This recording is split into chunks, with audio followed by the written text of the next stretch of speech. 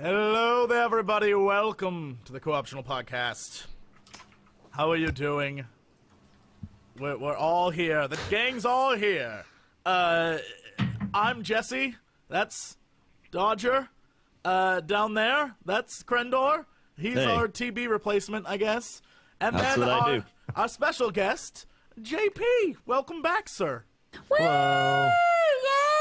Oh, yeah! Woo! Settle down, please. Settle down. Settle down. That's a little too much excitement. I'm just for such me. a A huge little bit fan. too much fake excitement. Can't. A little bit too much. A little bit too much. How's it going? Oh, goodness. We're good. It's good. Everyone's excited to be here today. You sound like you're trying to convince yourself. Oh, yeah. I'm trying to convince Definitely myself is. to be excited. Everyone else, though, we're about a minute out, and they're already like, I'm like, 1 minute, guys. And they're just like, oh. I'll go Like, ahead and I'll put hold that these in, man. away. Before we do anything, Dodger, will you show people your shirt? So people can Oh, yeah. see how quirky you are? My favorite color, you have to lift it up, is... Lift it up. No pants! It's not a So- color. She's so quirky. I'm It's so not a color. quirky. I'm such Not a a quirky color, that's a- girl. Haha. It's a phrase that's said when you don't have pants on. That is true. That's true. It's true, Crendor. That's Yeah. all true things. True statement. Yeah. So, can I just say, Yes. I finally got a chance to play Alien Isolation. And before we do anything, because we talked about last week, so I don't know that we need to talk about this week, but I will say I like the add-on stuff, where, it's like the story from, with the first crew, more than I do the actual, I don't want to spoil things, but more than I do the actual game. That's what I'll say about that. The add-on? I don't know if I know what you're referring to. What is the add-on stuff? Alright. Did you already go Look, through this just- last week? just If so, I'll start just watch talk- last just- week. Talk about the game, Jesse. Yeah, just talk. Just commit to talking about the I've game. never played this shitty game. I don't know what it is. I still haven't played it either. Alien Isolation is, again, in my continue effort to find a scary game for Scary Game Squad to play, Alien Isolation is less, maybe the first 2 hours is horrifying, because it's sort of you're sneaking and it's scary and this alien. The problem is that eventually you die for reasons that you're not really aware of. It takes you a long time to, maybe I'm just slow, but it takes you a long time to figure out, I thought I was fine, and then I just get killed from behind, and I don't know why I was killed from behind. I assume because I made a noise, but I don't like that I didn't have that, I got a chance to run, right? You're saying it's like the Evil Within ghost. That one that just pops up out of nowhere and kills you. No, Are you talking about the four-armed person? No, Oh, yeah. Evil Within is... I played that. I beat that, by the way, so I can talk. Oh God, thank God, we can talk about it. No, Evil Within is the guy who stalks you in that game is just an annoying feature. The alien in Alien Isolation is scary because you imagine here's the thing: if you put on an Oculus Rift and played Alien Isolation, you would shit yourself. It would be unplayable because it would be too real. Yeah. It's I've actually watched someone play it with the Oculus Rift, and it was pretty much that. They had to stop. yeah. They couldn't take it. Well, Aw. They couldn't do it. Aw, sweet baby. Yeah. oh well, this game got good reviews all over. Yeah, all right, it's not a not- shitty game. I No, take Alien that back. Isolation It's supposed to be is- really good. I haven't played it yet because it sounds scary, so... Yeah. Alien Isolation it's not bad, but it suffers, I think, from every horror game where it's eventually the story vanishes and it becomes how do you beat the puzzles in the horror game?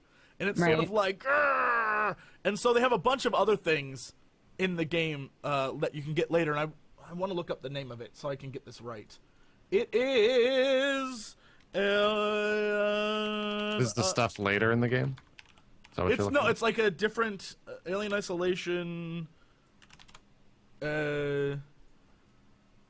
It's not Corporate Lockdown. That's the new one they're releasing. It's like an addition DLC kind of a jig. Oh. It is. What is it called? Bonus content sees the original crew reunited aboard the Nostromo. Nostromo. So basically, you're playing alongside all the characters from the original crew, which is fun. Oh. So yeah, it's there's Crew Expendable, and then there's Last Survivor. I guess those are the two modes they're calling it. I don't own the game. I just played it, so I don't know what those things are called. But that's sorry. Jesse Cox on the story. Yeah. I don't want to ruin it. TB would have that information. Get into the but I heart don't. of it. TB would have it, but I don't. I'm not TB. I got a mug that says "Get shit done." I ain't doing it. I think we were using that mug last week. Every Tuesday is a get shit done day. I know. But so it's it's definitely fun. I don't know if it counts as scary, right? Like it's one of those games where it definitely falls into survival horror, but I think the point is survival comes first in all these. It's not like horror survival, it's survival horror. And so I would definitely say that I wouldn't say it lived up to the hype, but I would say it's fun. I would say if you had a choice between Evil Within and Alien Isolation is the one I would go with. Hands down. Because it's actually scary. Yeah, I'm really curious, before we even get to like what we play this week, JP, we'll start with you. What did you play this week, and can it first start being with Alien Evil Sure. Within? Yeah, because I played a lot of stuff. So I watched, or maybe, I think I was playing Evil Within as you were shitting on it last week on the podcast. And so like, Probably. when the podcast wrapped up, everyone that was watching the podcast that watched you shit on it came over to my channel and told me that I'm an idiot for playing it. I was like, well, whatever. Jesse doesn't know what the fuck he's talking about, because I'm enjoying this game, right? I've been told that before. I was enjoying the game up until like, I feel like the first 5 chapters were kind of like mediocre. I feel like chapters 5 to 10 were actually really good. I don't know if you ever got that far, but they were. Oh, we stopped playing in the 4 section with where you have to help the doctor open the gate, and you have to just basically like kite dudes around the entire time, because if you run out of ammo, it becomes impossible to do that section. Oh, okay, yeah. I blocked a lot of that game out because it was pretty bad. But yeah, then like chapters 10 to 15 were probably the worst experiences I've had in a very, very long time with a video game. It's not scary at all to begin with, which I think that was a completely valid point. But like, I feel like that game, and I said this before, if for people that have watched some of the other stuff I've been on the past week, but I feel like that game was Resident Evil through and through without Umbrella. Like, even towards the very end of the game, there is like a secret shadow organization that someone that is very close related to you in the game is a part of. I did. And it's not referenced, and it's like, what? I'm not gonna lie. I did, after not liking the game, go and watch some dude's playthrough of it just to like see what. I fast forward through 90% of it just to see where the story went. Yeah. It is as mediocre as one would expect. Yeah, the story is not like, that was the only reason that I kept playing, was just to see how they were going to wrap the story up. And they kind of did, and it's really stupid. But that's true.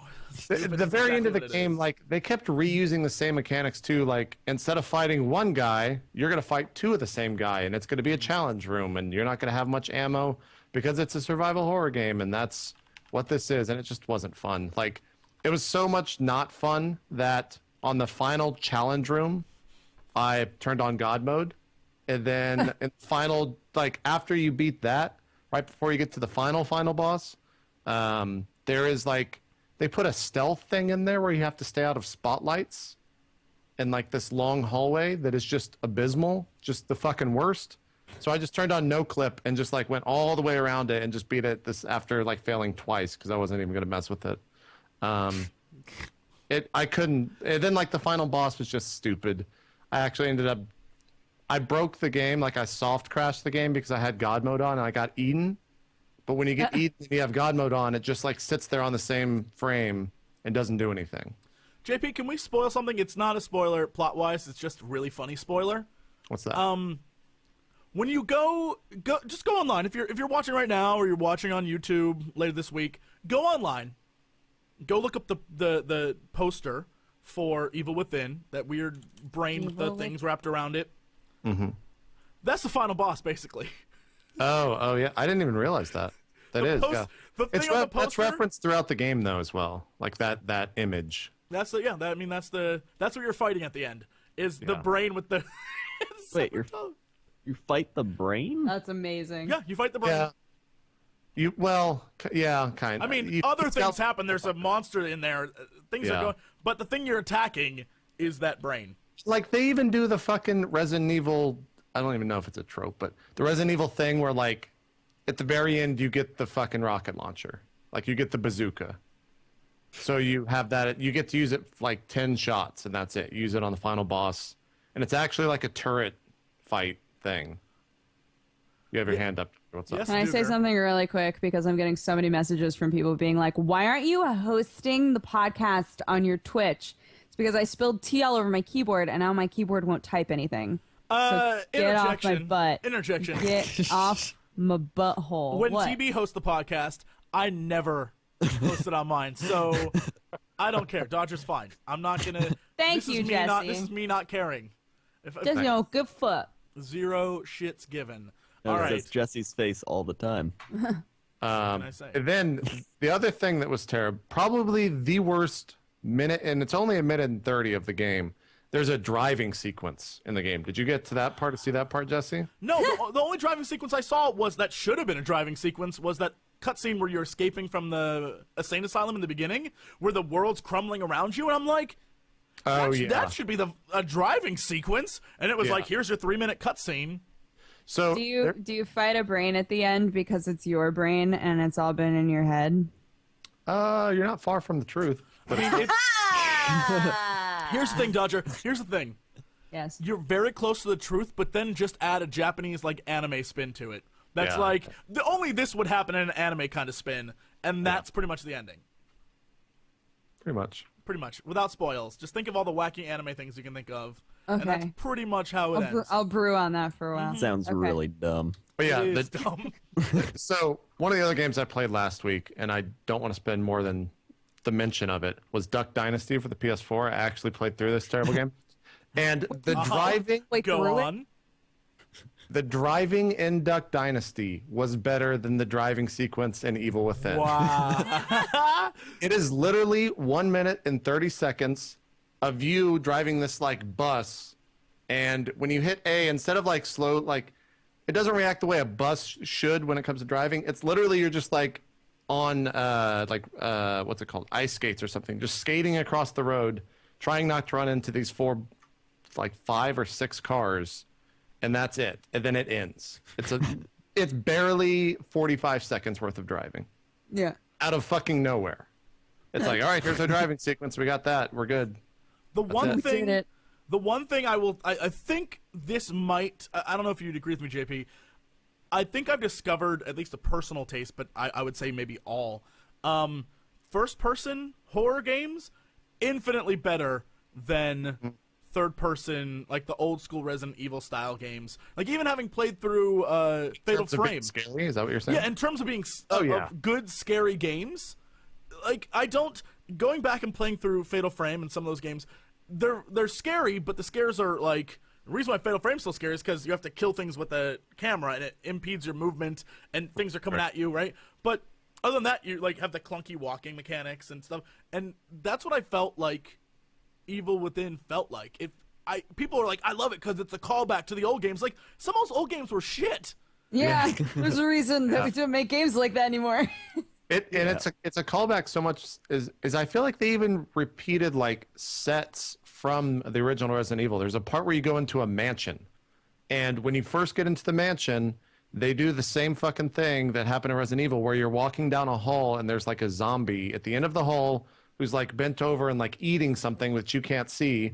And as you get closer, it like slowly turns and it's real. It's like eating a human or some shit It's a like person. Ah. that. Yeah, it's like that's literally from the first Resident Evil. But here's the thing: is that Evil Within is that plus a million other tropes. Oh, Like, yeah. It took every single trope that has ever been used and is like, let's use that. So you have upside down meat hook swing. You have there, escape from big brute man, but he's too strong to fight, so you can only sneak around, right? Yep. There's toss bottles mechanic to lure people in different directions.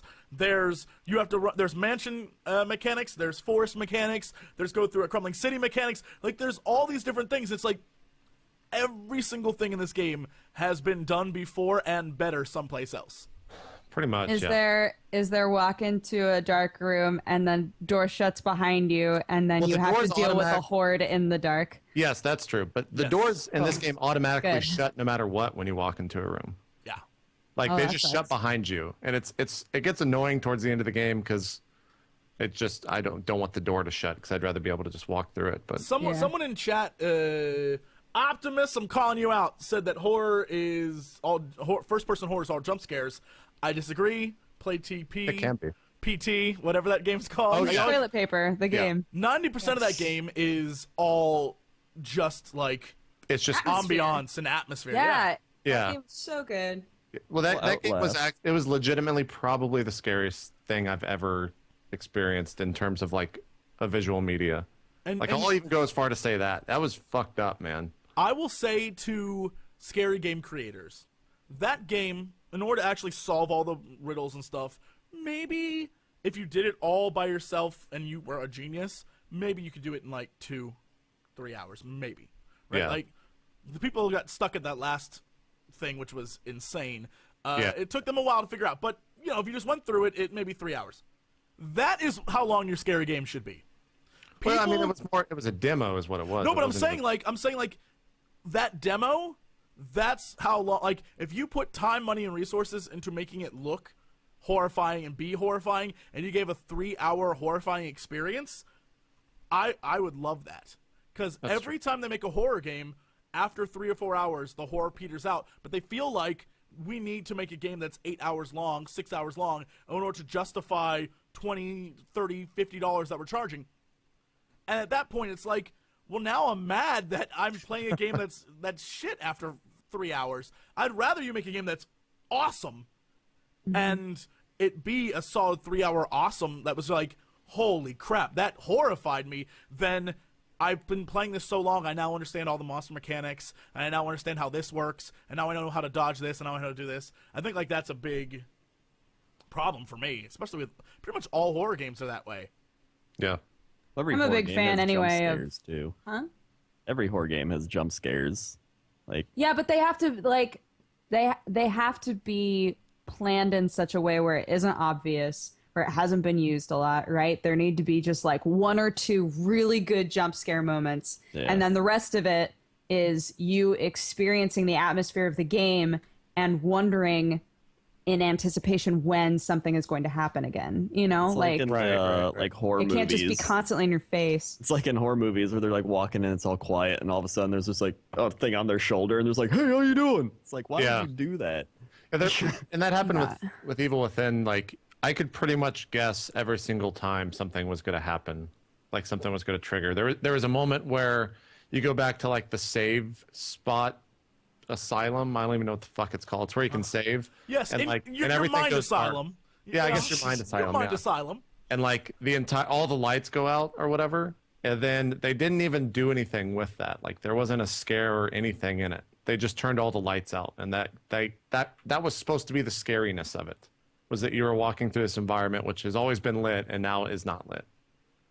I think I don't know. I think it has to do with like people trying to play with expectations and like, it's dark, so now you think something's gonna. But there's ways to do it and ways not to do it. And I think a good example of ways not to do it was Machine for Pigs. They tried to make their game all atmosphere, right? And no one was scared by it. And I think there's certain ways to do atmosphere well and certain ways not to. And I feel like in the case of Evil Within, there's a lot of things where they tried to play with your expectations of what you thought was going to happen, and then just didn't deliver anything. They just didn't do anything. Yeah, Yeah. they delivered nothing. And going back to Fatal Frame, like there's a really great 90% of the game is you like a ghost will pop up and you take a picture, like non-combat ghost, like a ghost that will just show up just for scares, right? Or you'll enter a room and a ghost will walk by or whatever. Well, there's one, like you've been doing that, let's say 4 hours at this point. And then at one point you take a photo of this ghost, and it's this old man. He's like, "Bleh," and you take that photo of the ghost, and then you turn the corner, and there's another one right there immediately. And that has never happened before that point. I was like, that got me. That shit got me. Because I was not expecting that. And that's like, that's part of the craft of telling a scary story and freaking people out. And I think that's something that they did really, really well with PT, which was every time you went through, you knew something was different. That's why it's so good, is because it took place in an L. Like, that's all it was. Yeah. It was 3 hours of this fucking L-shaped hallway that was scary. Because with a game is literally the only way that you can utilize that lull into a pattern. Right. When somebody's playing a game, you can get them into this weird pattern where they start to expect certain things. And when those things get shifted or changed even remotely, it throws you off so much in a way that's really good for a horror game, you know? It's like an Outlast. Like an Outlast, I think music's big too, because like you're playing and then all of a sudden it's like da da da da da da da da, and you're just like, oh shit! Like nothing could even be in the room, and you hear that music, and you're just like, what's happening? Yep. Yeah, I think sound for like horror game sound's definitely the biggest component to the entire game. And that, again, PT's audio was like incredible. The sound design in that 3-hour demo was probably better than any other horror game I've ever. Oh, I can't. Editing that together with headphones on after playing it on a TV was the fucking worst. Because you would hear things you'd never heard before. And, and only then did I realize the entire time behind us was this like... And I was just like... I played through the final fourth of that game without sound because it was too much. I had to just turn it off. GP. And then the shitty part is that like most of the end of that game was through finding out things Sound through cues. the radio and through sound cues. So I was just like, what am I supposed to do? This makes no sense. And everyone's like, you're supposed to turn all this out. You gotta listen, blah blah blah. I'm like, fuck that, I'm done. I'll go watch on YouTube. Off. I'm not gonna do it. So yeah. That game, PT's probably the best horror game this year for me. A lot of people are saying and I haven't played it. A lot of people are saying I should go back and play Silent Hill 2, which I guess is supposed to be like. Have you never played Silent Hill 2? I have not. No. Silent Hill 2 is the only one I've ever played all the way through. Here's the problem. The ending has been spoiled for me so many damn times that I know what There's like happens. 6 endings, so isn't there a shit ton of endings for that game? Oh, I think for most of them there are a bunch of endings, but I know like the basic true ending gist or whatever. The like true ending is Yeah. And I'm like, all right, I get it, but I feel like I have to at some point in my life go back and play that. But I can't even look for this. yeah, I'm curious to see how well that stands up to time, because one of the things that we noticed while playing through Fatal Frame is it graphically is just old looking, but because the ghosts are always in your face no matter what, they still look kind of scary. So I'm interested to see what happens. It's kind of like System Shock. The first time we played System Shock, that game was like System Shock 1 and 2. That game was I forgot about horrifying. System Shock. And now it's like pixels are after you. It's really weird looking. Yeah. For me, Resident Evil 1 will always kind of have that spot for being like the first truly horrifying experience. And then Silent Hill came out, and then that just took the like, nope, I'm never even going to touch that slot. And then I played PT, and it's like, well, shit, that was actually like, why did I do that with my life? That was a terrible... That thing looked real up there on that stupid banister, and now it's chasing after me. This is the worst. This is the worst, and I probably won't play the full game of that because it's going to be way too fucked up. I think the thing that really sold it, and I think that goes to what people in chat were talking about earlier. It was the mystery of that demo. Because for everything it showed you and horrified you with, you still have no effing clue what's going on. It gave you little tidbits, it gave you hints about things that were happening, but it told you nothing. And I think that, because unknown is basically why people fear things, because they don't know stuff, right? Like, they always say, like, you know, even though I hate sharks and they're godless killing machines, they're always like, Jesse, you just don't understand them. They're misunderstood. You're right, I don't, because I don't want to. Nuke all the sharks. I'm saying that... It's all about things we don't understand, right? Like, we constantly fear stuff we don't understand. Then when we understand it, we're like, oh, well, that was just, you know, it goes back to what we were talking about with Crendor and I playing Outlast, is like the big monster guy or the doctor or whichever villain's chasing you. Once you understand, the guy who wants to make you a woman, once you understand how to beat those guys, isn't about horror. It's about, oh, well, here's my plan. All right, that plan failed. All right, I'll try this different plan. And you're not afraid of them. You're just like, all right, let's try something different. Outlast stressed me out so bad. I was losing it A playing lot that of it's game. just like because it becomes a runaway from the people chasing you, and then it's like a puzzle. And then I would type run thing. into more dudes, and I'd be like, I don't know what to do, and then I'd panic, and I'd just like stop playing and let myself die. I've seen a lot of people that would just like take their hands off and just let the guy kill him because it was so man. stressful. Oh, there is cutting room floor footage for like hours of Crendor and I just being like, F it, you know what?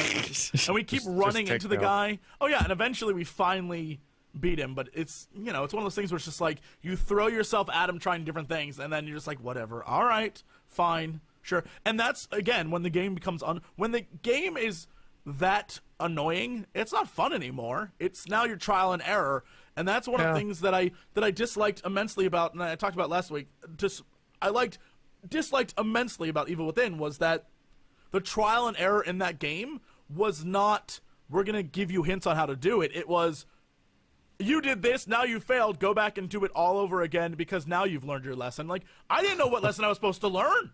So I quit the demo. I just couldn't even play the demo. When we were at E3, I was playing it, and it was just like, you died. Start like 20 minutes back. And I was like, nope, I'm done. No, I'm not doing that again. It was just a bad game. The only reason I wanted to beat it was because I just didn't want to like watch the YouTube things, and it didn't take that long. It was about like a 12-hour game. JP, not a fan of YouTube. I just did not want to watch YouTube. I don't want to do the YouTube. Oh yeah, F YouTube. Nah. Yeah. Exactly. But yeah. What else did you play this week? Let's get off that. What else did you play? One last thing. Have you played Neverending Nightmares? I have. Yeah. Is it really meant like? I think I was watching Tally play it on stream or on Twitch the other day, and it seemed like a really. It wasn't like a scary spook or a jump scare thing. It was just like scary. It's just kind of messed up. Yeah. It's you know. It's supposed to be. I'm trying to think of what it's called. Not schizophrenia. It's No, it was something. It was a struggle with depression, wasn't it? Maybe, but it's the developers, like, it's like a personal, like, I don't know what you would call it. Like, it's basically like symbolic of a struggle with something, and I just don't remember what that something is. Yeah, just mental health in general. Yeah, I guess I can't mental look it health, up because my keyboard's broke. I but- guess we'll say mental health in general. And so yeah, it's meant to be like unsettling and weird and creepy, but not like ooh, scary. I never felt like I couldn't keep going. You know, there wasn't ever a moment while I was playing it where I was like, I can't keep playing this game. I'm too freaked out. I was interested in continuing the game, but there were definitely like disturbing moments where you're like, oh, yep, okay, you know. Gotcha. Okay, I wasn't sure. But it's also only like 3 hours long. Yeah, it's true. Yeah, it was pretty short. I remember. Everyone says it was OCD. Was it? It's not OCD. There's nothing OCD and depression. There is nothing OCD about that game. As a person with OCD, I saw you walk through the halls. And there's just shit everywhere. I'd be like, I would turn that photo, and I would move that. That creepy doll with the moving eyes. That'd go over the other creepy doll with the moving eyes. Please. Excuse me, giant baby doll. If you could just like stop chasing me for 5 seconds, I need to clean up this hallway because this it's hall driving me is cray. a mess. I see. I mentioned I played Duck Dynasty. I don't know. I guess the reason I played it is last year for Christmas, for some reason, my mom got me a giant mouse pad of Duck Dynasty and 2 shirts. Because my dad's a huge fan of the show, and I guess they had it at Walmart, and she thought it would be funny or something like that. And so here, a year later, I was like, well, I guess I might as well put these to use. So I put that on and streamed that. It's a terrible game. Don't buy it. I don't know why. I'm really interested to know how much that stuff actually sells, though. A ton. I mean, You think it sells a lot? Part of the problem. I don't know about their game, but I know like about games, and they're just like, I like Duck Dynasty. I'm buying me a Duck Dynasty game. I'm telling you, Duck Dynasty sells a ton. I don't know if it's as popular as it was before they started bashing half the country, but I will say it's still very popular, and I don't care what anyone says. I still find even though I haven't watched it in a long time, I still find Uncle Si to be the funniest person on TV. He's funniest person on TV. They actually did like there's CG. It looks like maybe I'm just blinded or misunderstanding, but it looks like they had like motion capped moments with the entire crew in the game. But it's terrible. It's an open world mini game collection. That's all it is. What? Yeah, like you can Just like you can walking walk around, living their lives. You can drive around, and then you get like on a fishing, and then you go fishing, or you go duck hunting, or there's actually a sequence that was really messed up where you go and kill like 40 beavers. You just take a shotgun and just like murder beavers in the river because Kill they're them, damming up beaver. the river, and it's just like gotta kill all the beavers, and they blow it up with dynamite at the end. Does Uncle Si say stuff like, I'm blasting beaver? So like, 'cause you know that would happen. You know that would I happen. sure love blasting me some beavers. I'm blasting beavers. They have like a weird stealth sequence in it where you can't get detected. You have to like stay off the bubble wrap, or What? Jace will. I don't know, man. Somehow the whole just like an factory is episode. filled with bubble wrap, but It don't was- get caught. It was a bad game. It was a Oh, bad game. I played that for like 5 or. It's actually kind of a long game. It was about I think Were it was you about like to say 6 hours? Yeah, I played it for about 4 hours. I thought you were about to say minutes. I was like, that sounds about right. I heard that hours 5 coming, was 6 like, hours. I had to fill 4 hours on a stream, man. So I was like, screw it. Let's just play Duck Dynasty. I'll make it fun. And so I made it fun. great. I made it fun for myself. What else besides the big one? Trying to think. I played Hyrule Warriors. I know that you're a big fan of that. Yay! I am. I'm a very. The Yeah, best that game's sequence. fun. I don't know how much you've talked about it, but the best sequence in that game is playing as Ganon, 100%. Or Ganon's the fun. best like levels. Have you played as the new characters? Nope. I probably won't ever play it again. So. Sia and Wizro and Volga. Volga is basically Lu Bu, and he goes nuts and Oh, destroys everyone, and it's. Is he the one that you're killing throughout the entire like story or Yeah, whatever? he's the dragon. He's the dragon man. yeah, okay. Yeah. So they released him, and then they have an entire new adventure. Oh god, there's so much more to do, and it's like, I don't want to. Stop that. It's. They You took don't want Dynasty- to keep playing? Have you ever played a Dynasty Warriors game? There's like 12,000 hours of repetitive know. content in there. But that's what I mean. You and I, as big Dynasty Warriors fans, like that's what we do, right? Have you already reached that point with Hyrule There's a Warriors point. where you're like, I'm done? Oh wow, you're No, calling out no, I'm Jesse on his definitely not Hyrule done. Warriors fandom. I still play too damn much. The problem is that I'm at the point now where it's like, you must go to adventure mode and get all rank A's, gold coins, and everything in order to unlock a new weapon for this. And it's like, okay, sure, that seems easy. And you play through, and then after it's over, it goes like, bling, bling, bling. You see the coins, and it's like, B rating. I'm like, what did I get a B for? It's like, you didn't kill over X number of people. I was like, you didn't tell me I had to kill that many fucking people. And so then you have to go back and play it again, now to get all the A rankings in order to, and then it's like, you got hit too many times. And so then they're like, play it on chaos mode or whatever the hell, like hard mode. It's like, F this, I'm out. You're out. Yeah. Yeah, that doesn't sound very fun. Shout out to the completionist who did all that. That's an insane person. He did it in Nice. 2 weeks. Lost his mind. He a only lot. sleeps 2 hours. It's a lot. I played 4 hours of Borderlands, the pre-sequel, How'd you like that? which I feel like that game was an executive at 2K being like, hey guys, when's that next DLC coming out? They're like, it'll be out in like a month or so. It's like, well, how about we turn it into a full game? Okay, I guess we can do that. And then that's Borderlands, the pre-sequel. Yep, Yeah. I have a feeling that what did I just read today? There was another game coming out that Far Cry. Far Cry they were like, let's make Far Cry 3.5, and then they were like, nah, let's make 4. And I was like, well, that explains why visually it's very, very It similar. looks Same. pretty similar, Yeah. yeah. I was Like watching Saints some Row. VODs of that. Yeah, it's like Saints Row 4, very visually similar. It's almost like you could say pretty much every game lately that's come from a major publisher has been like that. No way. South Park. What? So yeah, it was. You're on the. I don't know how many if you guys talked about it, but you're on the moon. There's like this weird sense of low gravity, which is actually kind of bad, and you have like you have like an oxygen meter which you have to pay attention to, or you'll start to die, and you can use like special abilities. Unless you're Claptrap. Yeah, and Unless that's what you're I played. Claptrap. So I still did it though because I I guess I just wasn't paying attention. I did it for like an hour or so. Then I was like, oh, I don't actually have to care about this. But it was, if you're a Borderlands fan, there's a new Borderlands game out. I think that's the best way to talk about it. But for me, it just did nothing. Like, I won't go back to that. What it did prove to me is how freaking awful Destiny is. Like, how awful Destiny is? Yeah, having gone and played a little bit of the prequel, it basically, you remember, Destiny is basically Borderlands, except Borderlands tries very hard to make you laugh. It sometimes fails miserably, and sometimes it's hilarious, but it tries to make you entertained. Destiny's like, we're all very serious about this product. Yeah, it's a serious game, so you should be a serious player, and don't be a dick about it. Also, we have PvP. I learned something this week, having still, for some reason, attempted to play it. Well, we'll discuss that. Please continue. At level 20, trying to get like the 21 through 30 like gear bonuses.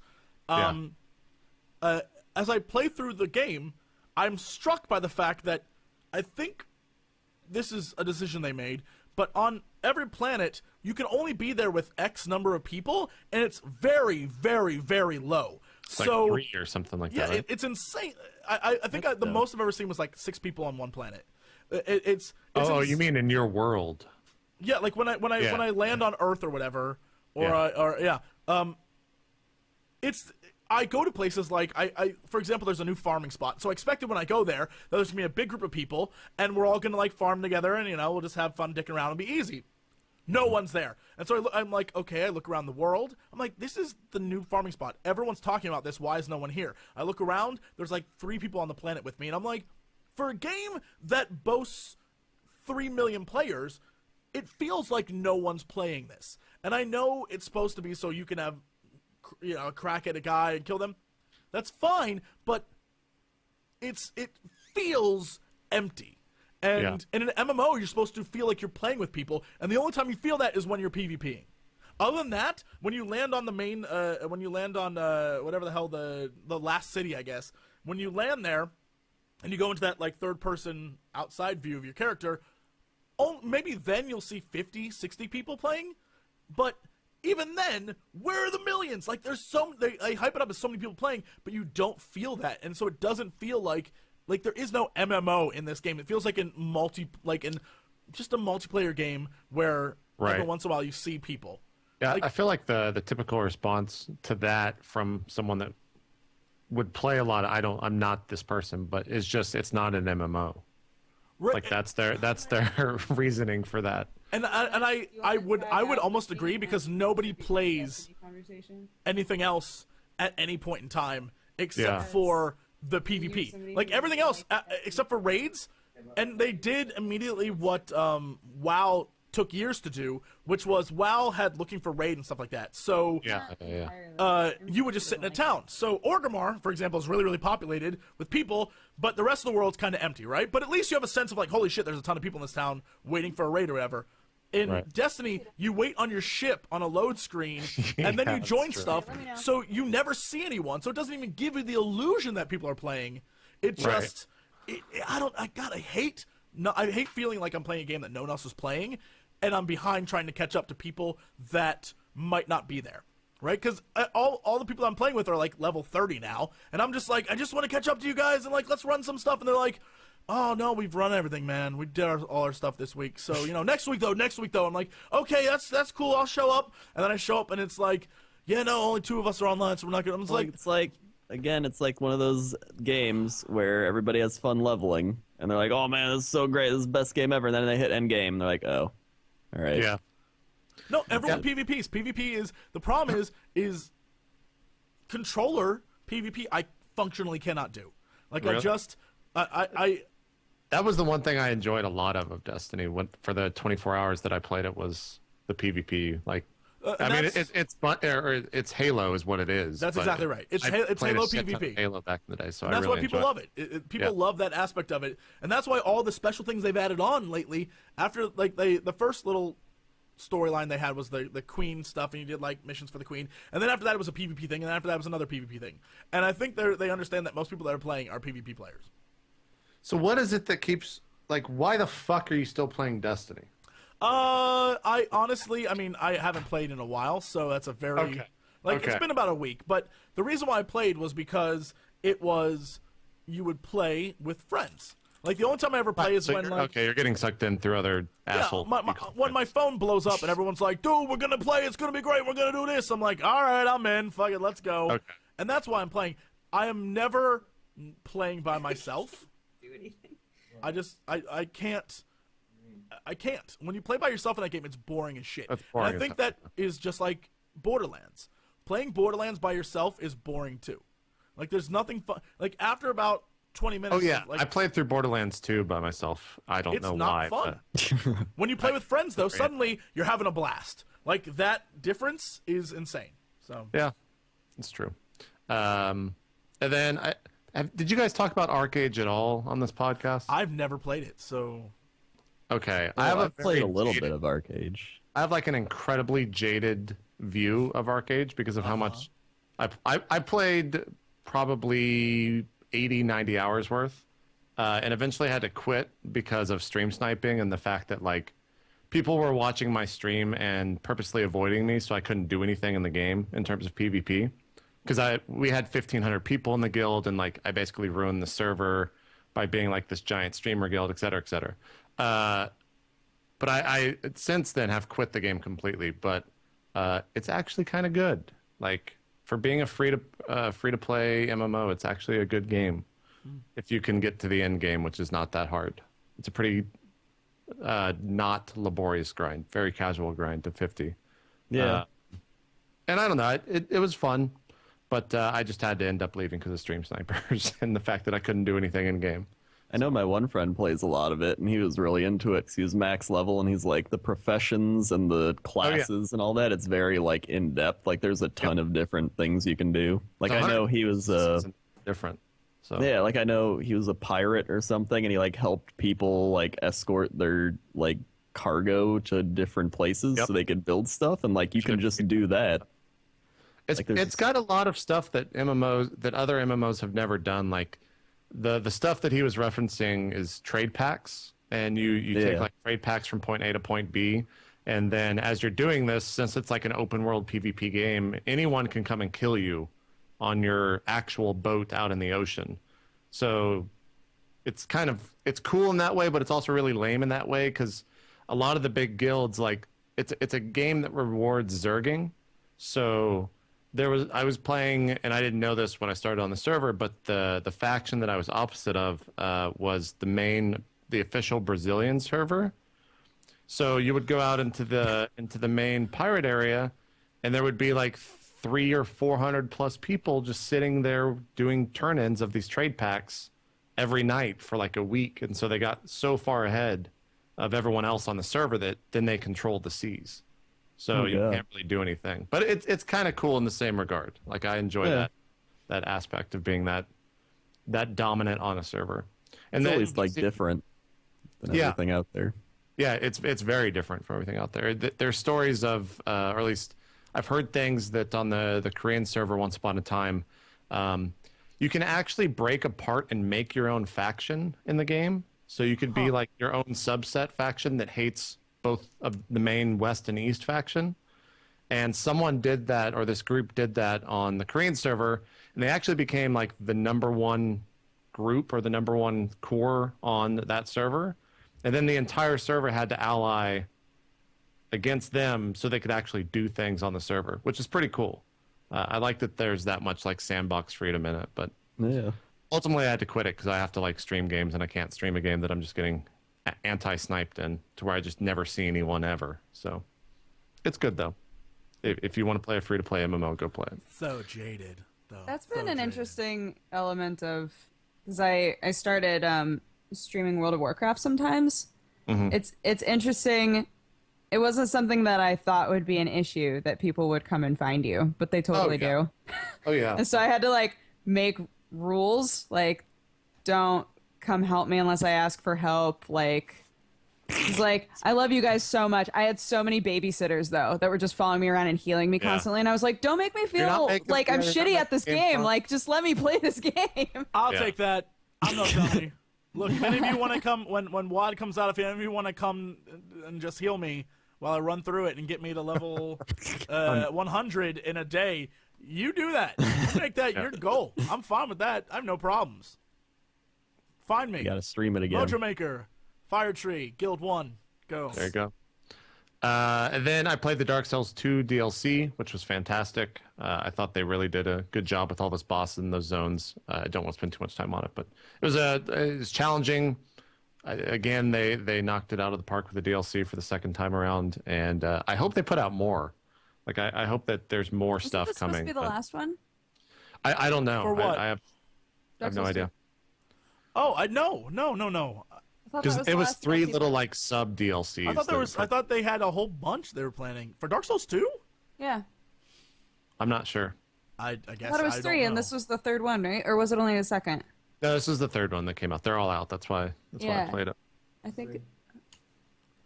Yeah, Wait, Sam, what's the? Give Sam. us an answer, Sam. Yeah. Oh, Sam, now you want to talk bring to him- Sam? Look, I thought we were gonna. I tried to get him involved in the I Destiny thought we were gonna talk about conversation. Destiny. You didn't want to talk to him. Fine. I didn't say I didn't want to talk to him. You gave up on that conversation with him. Yep.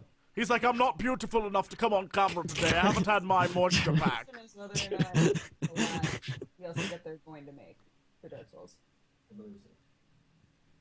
That's the last one. Sam says he believes it's the last one. Well, we got. I thought there was out one there. more. Whatever. All right. Never mind. It's all good. We got Bloodborne. We can play that. And then the big game, which I spent the most time playing, is World of Warcraft. And I'm pretty upset about that, 'cause why the fuck am I playing World of Warcraft again? I'm not even gonna lie to you. That's all this weekend. When I wasn't editing videos or like doing other things, I was playing WoW. Like Jesse. I know. In 2 years I haven't played that game, and then Crendor and I started doing beta stuff, and immediately I was like, oh shit, I kind of want to go play again. So I paid them $14 to start my character up, and realized like this was Friday night because I was bored, and realized that all the stuff that happened in the last 2 years was already taken care of. So all the dailies and all the grinding was done for like the world events. So literally it was like, go and do this 6 awesome missions, and go and do this. Easy. I mean, they always make it so easy right before expansions, right? But like I logged in on like Wednesday with like shit tier gear. For those that play, I had like 460 eye level gear, like absolutely abysmal gear, stuff that you can get right when you hit 90. And now I'm at 540, and I've played a pretty generous amount, but of actually like trying to get gear, it's maybe been like 10 hours max. There is literally a zone where you go and kill a random mob and you get a fucking purple item. The Timeless Thomas Isle. Isle. Yeah. Yep, I went there. Everyone said go to Thomas Isle. I did that. I did the storyline where Garrosh assaults Pandaria. I did the Mogu Island thing. Like I did all that stuff, and I was like, this is great because I don't have to do like the waiting for 2 weeks for the next part to unlock. And I was like, this is fantastic. So I'm just playing through all the story bits. And then I did Looking for Raid, and my initial expectation going into Looking for Raid was, oh shit, knowing what Looking for Raid's like, this is gonna be just the biggest cluster ever. They made it actually like it works really well. It's a ton of fun. Idiotic person that fucking uses their tongue to hit their keys can like run through LFR now. It's true, and because so many people are already geared out, playing through it is not difficult at all. And then here's the best part: if you suck and wipe on a boss, you get a buff that gives you 5% across the board for everything. And I was like, keep sucking. Don't worry, you'll get it eventually, guys. If you wipe again, you get 10. If you wipe again, you get 15. It keeps going up, and I was like, this is great. I was like not playing and then coming back to this. I was like, this is what I needed. And then around Sunday, I got to the point where I had done all the raids. I had done all the story parts, and then did one last thing with my guild and got like a bunch of cool like looking transmogs for my armor, and then immediately afterwards like, all right, what to do now? And I looked at like what I had a list of things to do, and it was literally all grinding stuff, and I was like, all right, yeah, I'm good. Just turned it off. See you in the expansion. Wow.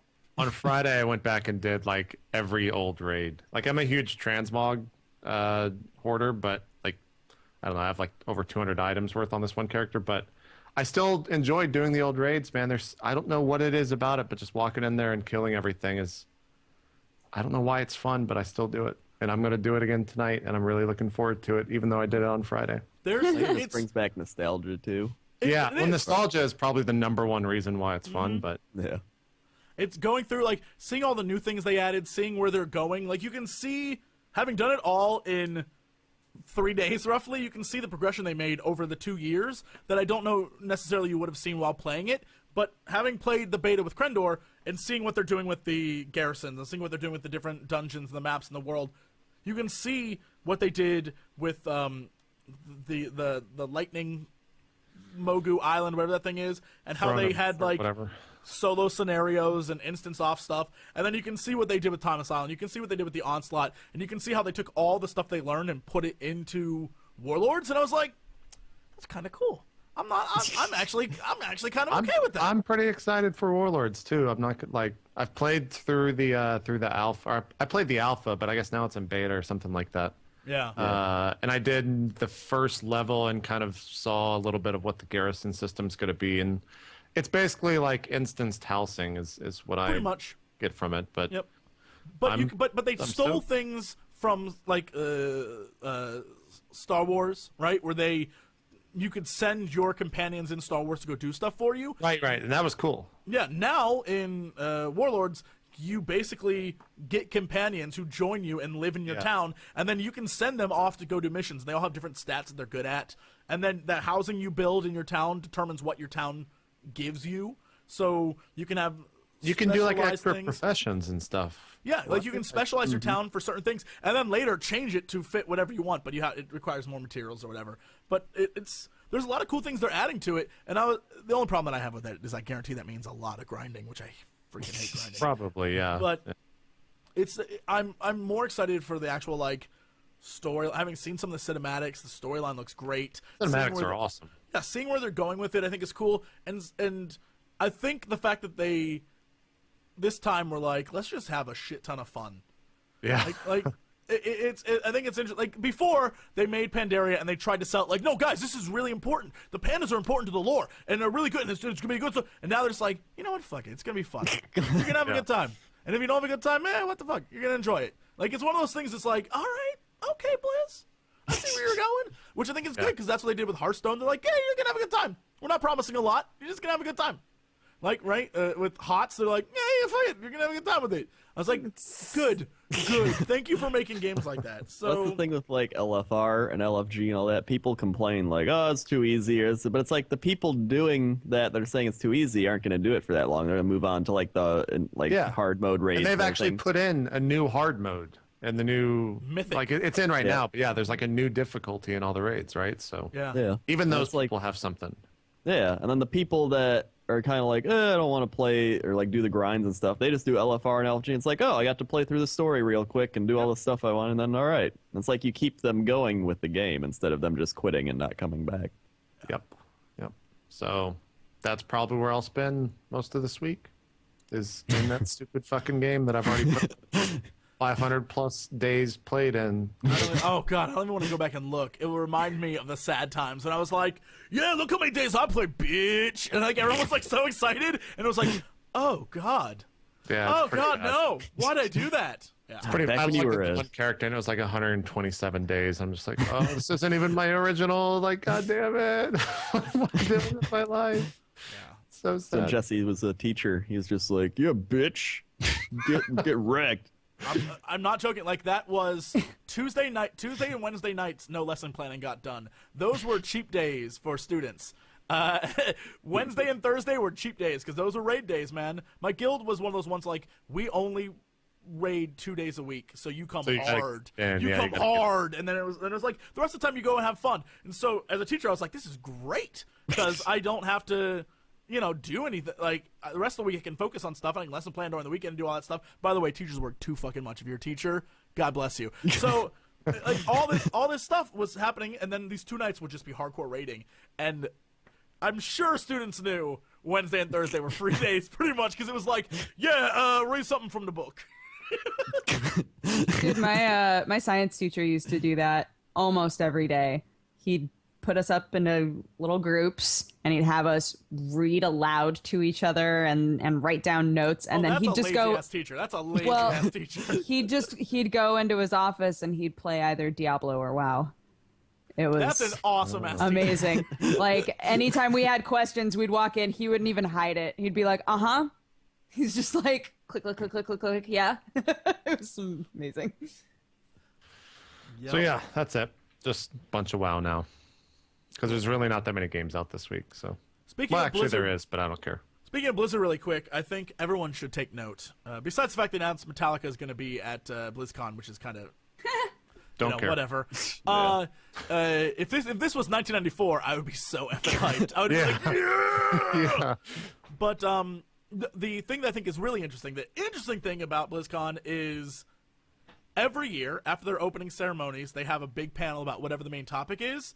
And this year it says opening ceremony, then there's like a 2-hour block of nothing afterwards, which means it's super secret. And I want it to be bigger than it is, but it's probably going to be like more StarCraft. I want it to be something that you've never heard of before. It's going to be Warcraft 4. If it's Warcraft 4, I will literally explode as a human being. I will cease to exist. I'll be so happy rainbows will shoot out of me.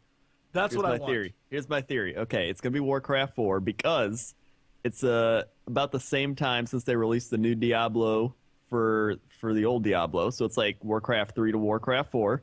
Then they're going to build up all the new storylines for the Warcraft games by letting you play through stuff in Warcraft 4 and like get some new lore going. And then you're like, oh, I know about that. I'll play it in WoW eventually. And then they're going to base some like MOBA type stuff around the Warcraft 4 engine. That's what it's going to be. Mm-hmm. All I care about is just I want something awesome. And I hope it's not all hype and zero substance. That's all I want. There's a 2-hour block, and there's nothing listed, which means it's super secret, which means it better be awesome, Blizzard. I'm waiting. I'm going to hunt you down. Has Blizzard ever have they actually fucked up before? Oh, have they done you wrong, Jesse? Have they? Oh shit, yeah. With what? With what? BlizzCon. It was the BlizzCon before they stopped doing BlizzCons for a year. It was 2011. So that was the way they worked is they Pandaria did it 2005. Is that Pandaria? Yeah. Maybe they did 2005, 2007, 2009, 2010, 2011, stopped, and then 2013, right? Yeah. And I think it was either 2010 or 2011, one of those years, they literally had nothing new to show. So the big opening ceremony video we got was the in-gameplay footage of the wizard from Diablo 3. And that was it. And everyone was like, there's no announcements or anything. They're like, Diablo 3 coming soon. And everyone was just like... I think that was the BlizzCon where they had the Diablo 3 PvP in, right? Because if so, that was actually the best BlizzCon because that was the best thing Blizzard's ever done that they never put out. I don't know that was the one. It might have been the year after. It might have been the year before or after. Maybe. I don't remember. Yeah, no, it was because I vividly remember going to the convention. It was like, here's what it might have been that one because here's what they had. They had no new content to show you. So when you played StarCraft, you played the maps they made, like fun maps they made. When you played Diablo, you played like the fun Diablo maps they made. And when you played Warcraft, you played just like Warcraft. Like there was nothing new in Warcraft. It might have been you played the first intro of Pandaria, maybe, but I think that was the next year. I don't remember. But it was one of those years where there was nothing there, and so they were like, yeah, no, we need to go back to doing it every 2 years. And then they waited till 2013, and now they're like, F it, let's do it every year again. It's like, Blizzard, no! I would rather them have every other year and make it amazing than every year and be like, yeah, no, here's our announcement. They're showing stuff with the movie, right? Like isn't that gonna be there? I already tweeted at Metzen and everyone involved with the movie and said if they don't actually show stuff from the movie this year, I'm going to start a riot. So you've been warned. Because last year they're like, come to the movie panel. We'll talk about the stuff we talked about at Comic-Con. And I guess last year at Comic-Con, people got to see a sneak preview. Everyone showed up. Everyone was excited. They sat through this thing. And as it went on, you saw people get up to leave because they were saying nothing. It was like, I'm just really excited to be working on this movie. Like, Dalaran's going to be in this movie. It's going to be great. And they showed, like, a picture of, like, art that someone made. And people are just like,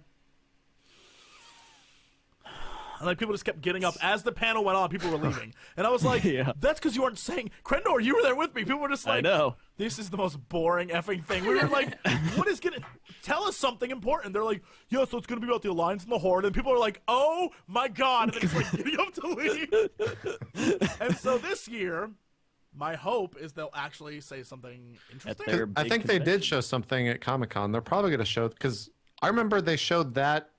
There was also the Age of Ultron thing that they showed there for the Avengers. And those were like the two big, trying to watch those things online because people were leaking them. Yeah. I saw the Age of Ultron one. That one was eventually put up. Is that the one where it's just like his head? Like it was one of those like... It was the fight, because remember how they released like those panes or the like one sheets, one per day leading up or something like that, and then it formed the big image. I think it was that fight or something like that, and then it had his head or something at the end.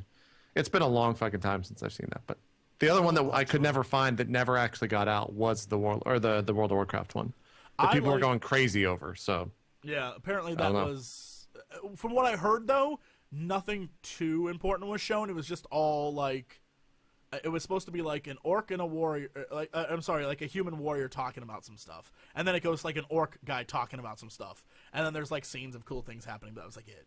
Like it wasn't. They said I was like, I just want to see something. Wasn't because it based again, around Warcraft 2?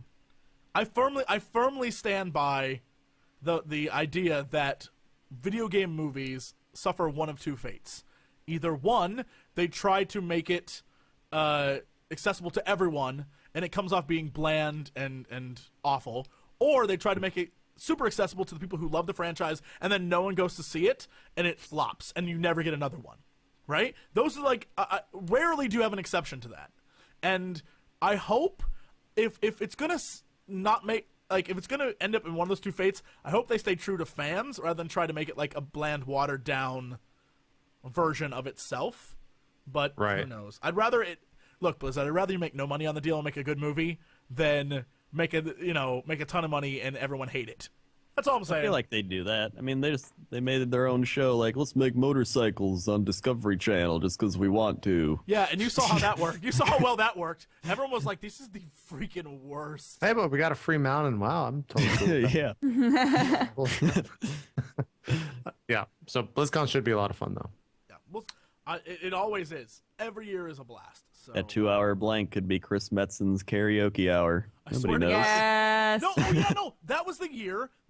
He did Geek Is. The year that I'm talking about is the one where he had to fill so much time. He did Geek so Is. fucking weird. Yeah, because they had nothing to say. So he's like, guys, I just want to talk to you about what a geek is. He's like, Geek Is. And he showed like an image of like something nerdy, and everyone's like, I know Star Wars, and he's like, yeah, Geek Is. And he shows like He-Man, and everyone was like, where's the announcements? That was that year, right?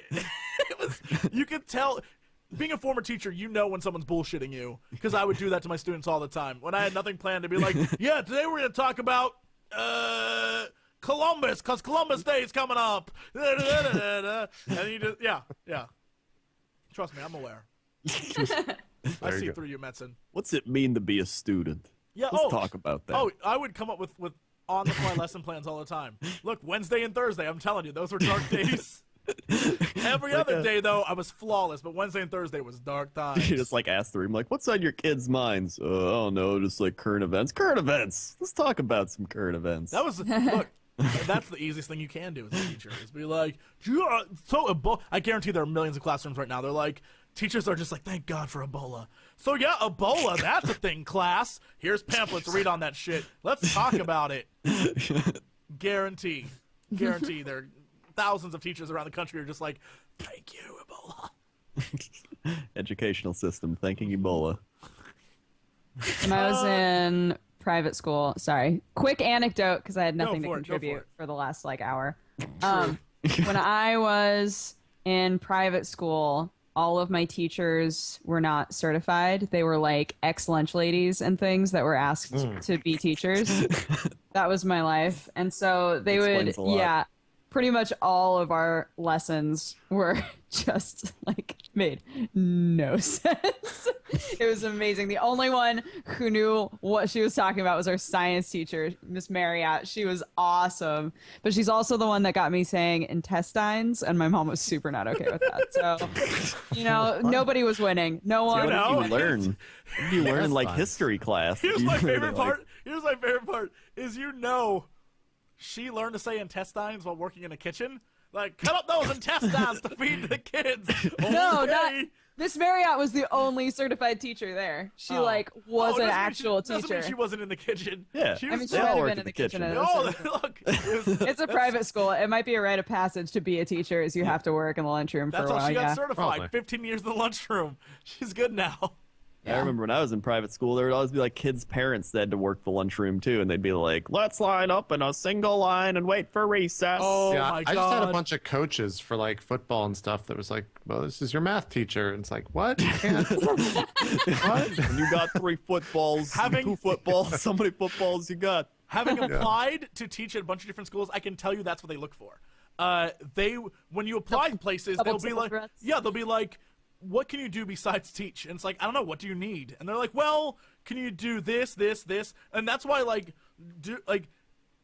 pro tip, if you are out of the Army, go be a teacher. They will hire you like that. That is a free job. That is something that they always look for, because sense of leadership and discipline, that is a free job. You never have get that. Ex-Army people, vets, do that. I'm telling you. Get that. And then they automatically will be like, well, you could be a coach too, because you did drills.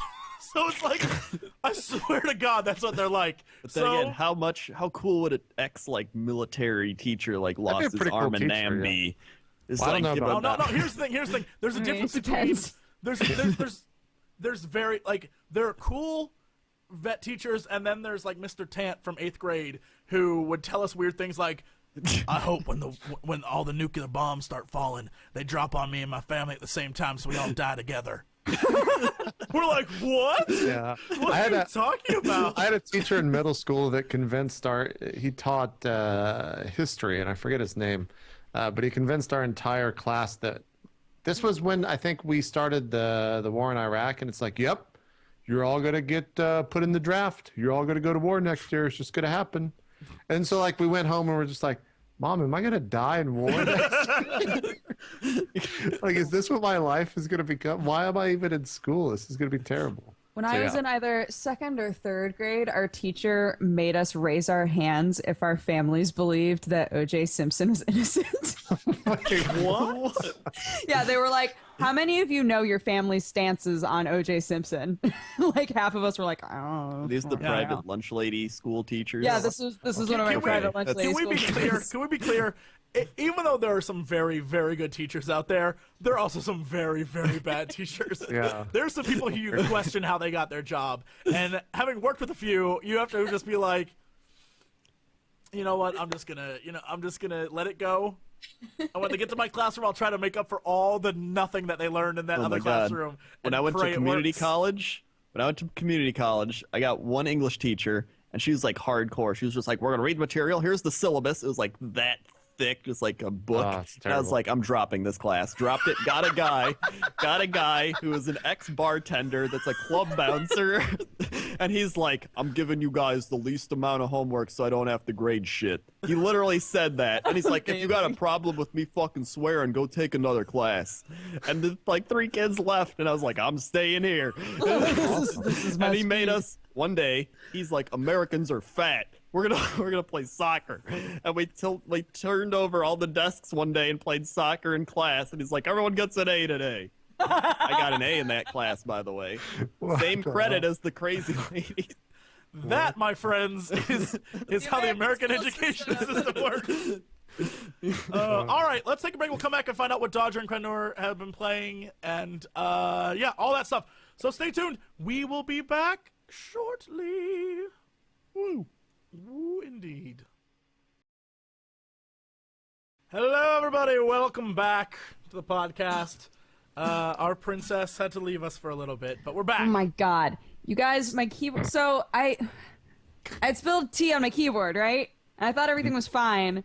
but it kept like opening up crazy menus and shit all over the place. And I was like, I don't know what's going on. And anytime I typed, it would open up more menus.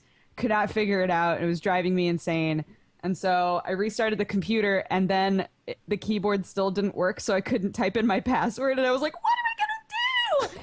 And it turned out that there were a couple of keys that were, even though they felt fine when I pressed them, they were stuck, like with it activated.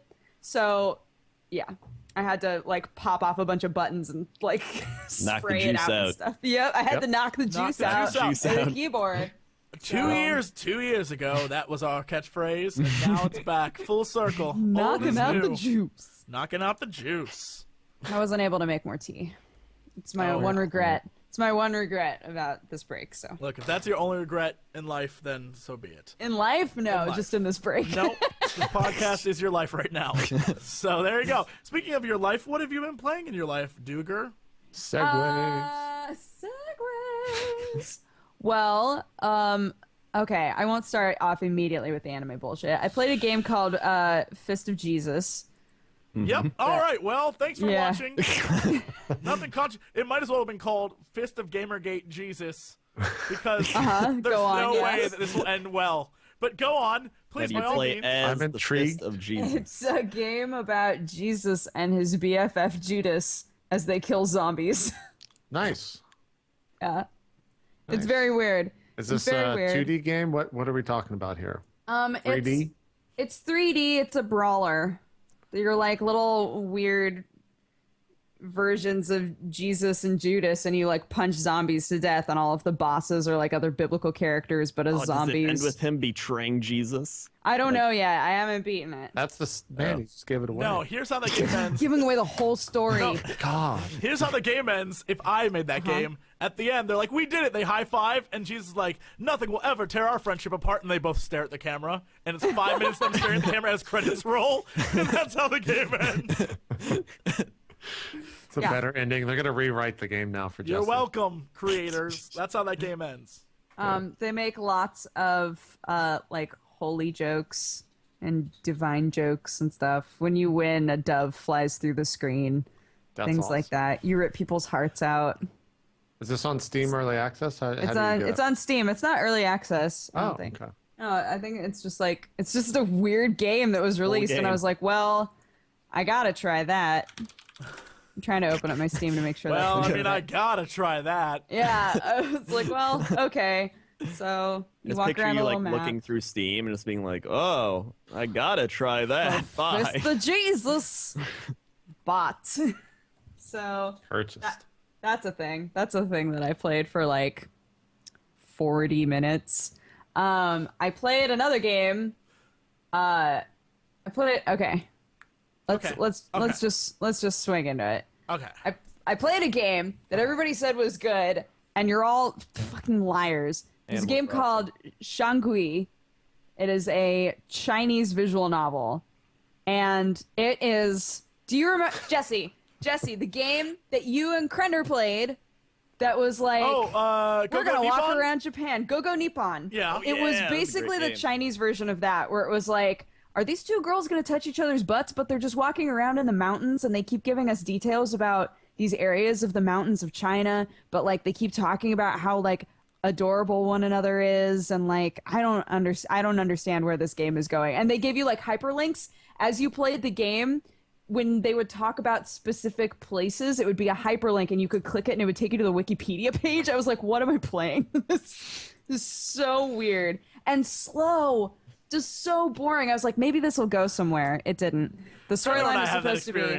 Let's go Nippon. We're like, we have been to the train station for 45 minutes. Yeah, dude, it was literally, you're this girl who's like, you start off sitting in the shade because it's too hot outside, but you're on this journey to find your memories. Like, you remember being in the mountains with your parents at a certain point, and you're like, I just want to find that special place that I remember deep in my heart.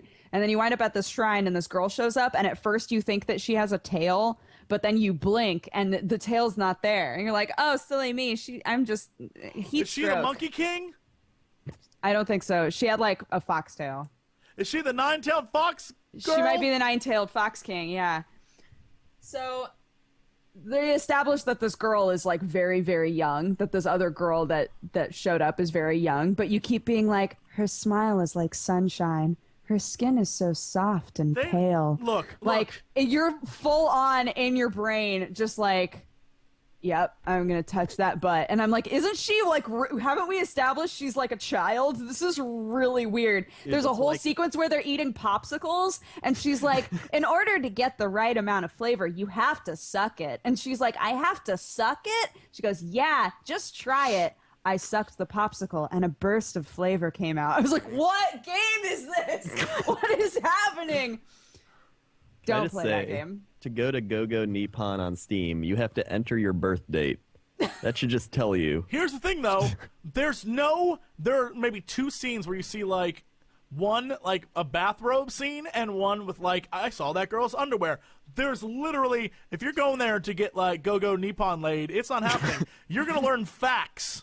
That is just straight up. That's like when you see the links, it's like, my lord, come play this game. Click Ebony. What? What is like? That's what that is. It's all a trap.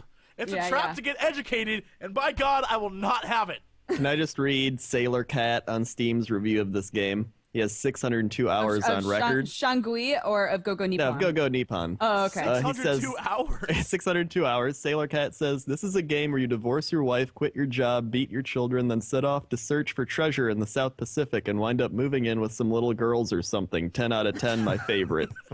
Wait, 602 hours? 602 hours. I feel like he just left it open. I think a lot of people just leave it open to write funny reviews.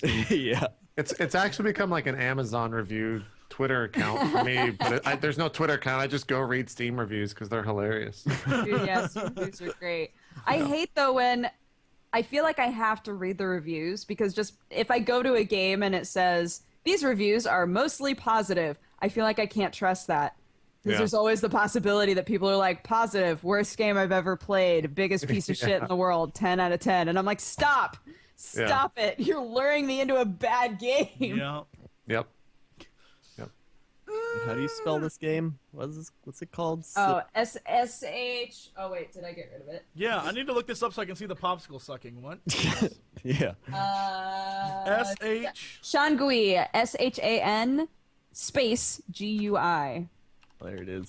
Oh, yeah, there it is. I have 3 out of 8 achievements in this game. I played 22 minutes of it. At least the art's nice looking. The art is beautiful. That's the biggest tragedy of the whole thing. Is I'm like, this she is a fox girl. Oh, she does get in like. Oh yeah, no, that's some nips. There's a scene where she gets into like a bathing suit. The very first time you see the main girl, it's like a top down. It's like an angle from here, and it's just like huge boobs with giant nipples. And I'm like, is she not wearing a bra? I don't understand. I don't know what I'm supposed. I don't know what I'm supposed to get out of the game. I don't get it. Am I supposed to get knowledge out of the game? Am I supposed to assume that you get like an underage lesbian girlfriend? What happens in this game? So people are taking screenshots of dialogue and adding Brazzers logos to the top of it. And so there's one where it's the girl and hold on, this is going on. This is save as. This is going on the stream. This is. I'm excited. Here you go. This is my suck hard. Brazzers. I'm not making this up. That making these is things fantastic, is what that Waiting is. for the delay. Oh God. I'm just gonna leave it up there for a while. That's what you guys get to see. I'll put it. There it is. I'll put it over my. I'll put it over me now. Suck hard. Nice. Yeah. Very excited. The other thing that was really disappointing about it was they took the time to have full voice acting, and the voice acting is recorded like pretty badly. Like the art is so good, and then the audio is not great. It's kind of slapdick, you know. No, Like no. that I bet quality? Here's what I bet it was. I bet they went to because there's a lot of places like long time ago, like back in 2000, there was like the Voice Acting Alliance and all these different forums that were young amateur voice actors who. Oh, where if you just needed yeah. somebody. And a lot of times people, like, at first it was like, we're going to do our fan dubs and stuff, but over time companies would show up and be like, yeah, we need some people to do this. And people were like, oh my God. And so there's a lot of game. Here's the thing. There's a lot of really great things that have come out of there that have been on Steam, and there's a lot of shit that's come out of there that's been on Steam. A lot of them don't have like proper microphones or editing equipment. But a lot of them, like back in 2000, a lot of people that I worked with at the time, like Lucian Dodge and oh my god, Danielle McRae, I think her name was. Like a bunch of people. All these people are now famous voice actors. Like they do a lot of stuff, and so it's kind of like that community blew up. And it's interesting to see everyone sort of blossom into, like, really good voice actors. But it's kind of funny to also see, like, that it's still around. And you still have people who are like, I'm on my little crappy microphone. Shit, I was there at one point. Like, everyone has that. Like, they think, like, that's... And then, you know, over time you improve more. But... Right. You know, sometimes... Everybody tries to do their own little commercial, like, baked beans, get them at your local store. It's and true. like, they're no, like... You would do... microphone. You would do your own demo reels, like your fake demo reels, like you pretend you're doing commercials. Oh yeah, all the time. And that's how you would sell yourself. And it was really obvious who had good microphones, who had shit microphones, and who had all these. It was fantastic. But the thing that I thought was really great is that companies were the ones fucking up. Like if I'm auditioning people and some of the quality, like even if someone's voice is perfect, if their quality shit, I can't use them. Right? Yeah. But some companies are just like, no, that's the voice we need. And it's like, buy those baked beans, in the background's like, it's like, oh, all right, whatever. So it's really like if you're the auditioner, it's your job. It's like you're in the war. The war's going on outside, and they want some baked beans. Yeah. Sounds like bombs are dropping. They're like, don't worry, we'll just change our entire concept to keep this voice. It's fine. It's gonna work out really well. It's yeah, no, it won't. All right, so what else have you been playing? Don't play Shangui. That game is terrible. If you want to see girls suck popsicles, I want to play Shangui. That's only like a split second of that game, guys. We're not gonna pretend that goes on a real long time. Have any of you guys played Salt? What the hell is Salt? It's is that the Angelina Jolie movie? It's it's early access right now. I just grabbed the demo. I didn't like buy the game, but it's you're plopped on an island and you're given a book that says, here's what you need in order to make these things and to eventually be able to make a boat and go to another island. And so you're plopped on like an island with very limited resources. Minecraft? That noise you heard in the background, that was me loading up the Steam page and automatically play stuff. Attention, Internet. Never automatically play things. You're the worst. Love, Jesse. I agree. Yeah, it's... At first, I thought I wasn't really gonna see anything interesting about it. But it is a little bit interesting because you feel like you're building toward a goal. Your goal is to get off the island, right? And you can see other islands around you, and you're on a pretty small one. So because you have this like little crafting book, you're given a journal that's like, I was left alone on this island, blah, blah, blah, blah. And then you're also given a little crafting journal, right? And then you can pick up resources, and different resources can turn into different things. And then you can like break down rocks and whatever else. But the reason that I found it interesting was that I kept telling myself it would be so cool if I could build a ship. Like I wanted to get to the point where I could build a ship, right? So I had kind of a goal. And it's not with Minecraft, you know, anything can become a resource, but in this game you have to like scavenge. So I'm kind of like right now it's super bare bones. There's like not a whole lot to it. I'm kind of like, man, it could turn into something interesting. I don't know. This reminds me of Rime, that PS4 game that's coming out, like the art style does. Yeah, totally. I agree. I really like that. I think the art style is cool. Although I can't tell if the art style is meant to look like that, or it's just bad art. Like the scene with the the image with this deer, like. No. Click on the image with the man. The image with the man, when you see his face, that is hard right there. Hold on, is that towards the end? It's third to last. Oh, that someone played Wind Waker and was like, "Yep, we're going with that art style." Like we did it. What are the little worms? Or are those supposed to be buttons on his shirt? Oh, I thought you were talking about his hands. Those worms. I think those are buttons. I think everything's a worm on him. The buttons are sewed into his. This game's dark, man. Those are sewed into his skin. Look at those, man. Goes real deep, man. Maybe those Why he's are not leeches, very happy. and that's how he keeps his shirt attached to his skin. His leeches. Yeah, I don't know. played some of that. I get so frustrated being on Steam because most How of do the you- games. Well, Huh. go ahead. Go ahead. All I was gonna say is that I'll ask you.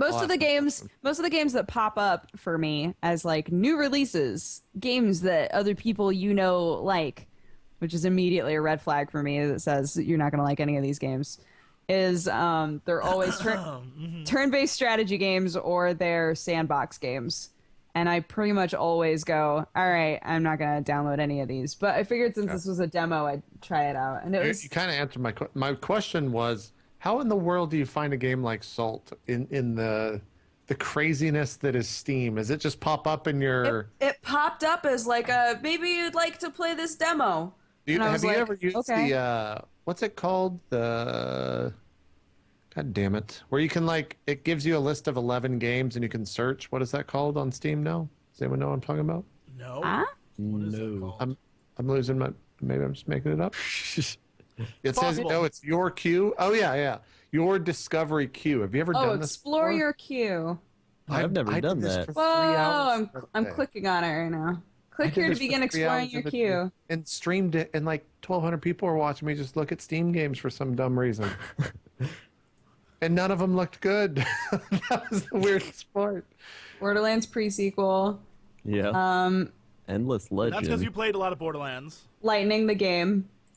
All right. Lightning What? the game, as That- in. Final Fantasy. Oh, Final Fantasy. Okay, Legend of Grimrock 2. Oh my god. that actually looks good. I want to play through that. Hey, I got Life Endless- is futile. Oh, it's Endless- early. I've heard that game's good. Have you Well, ever I played think Endless okay. Legend? Endless Looks kind Legend. of like Civ. I saw that. I haven't played it yet, but I really want to. I think I got an email, like a press release about that, and I was like, "Oh, look at this game!" And then I just never. Got good reviews, and it never looks saw pretty it. cool. There was some Endless Legend. crazy anime games that I Dodger would pumped know. up on that. Yeah, and I wish I could, because you could tell me if they were good or not, but now I can't. Maybe my stream will. Can I let you know that a fan sent me a game, and it was like, "Hey, here's a game. It's really cool. It's an anime game. I know you'll like it." And so I downloaded it, and I don't remember this person's name, and I wish I did, because I give you all the proper respect you deserve for this. I downloaded it, installed it, started playing, and you're like a monster hunter, and you go around like this young guy, and you go around fighting monsters. Here's the thing. The monsters just want to have sex with you. And so... I was gonna say, Why would you fight please them? God, let this Well, turn here's the into thing. Here's the thing. If the monster monsters do... If the hentai monsters game. make you finish, you die. So the objective is not to. And so you're constantly having to fight monsters while they're like, I just want to do you. So thank They're you all for New that. Jersey? Are they hot monsters or are they just like gross monsters that no. are like, let me touch They're your dick, all, please? Like so like the mandragora or whatever it was, this big plant thing. When its petals unfurl, then it's like a sexy chick inside. Oh, of course, and, of course. And your little. I wanted little, it to just be like gross monsters, just like, please.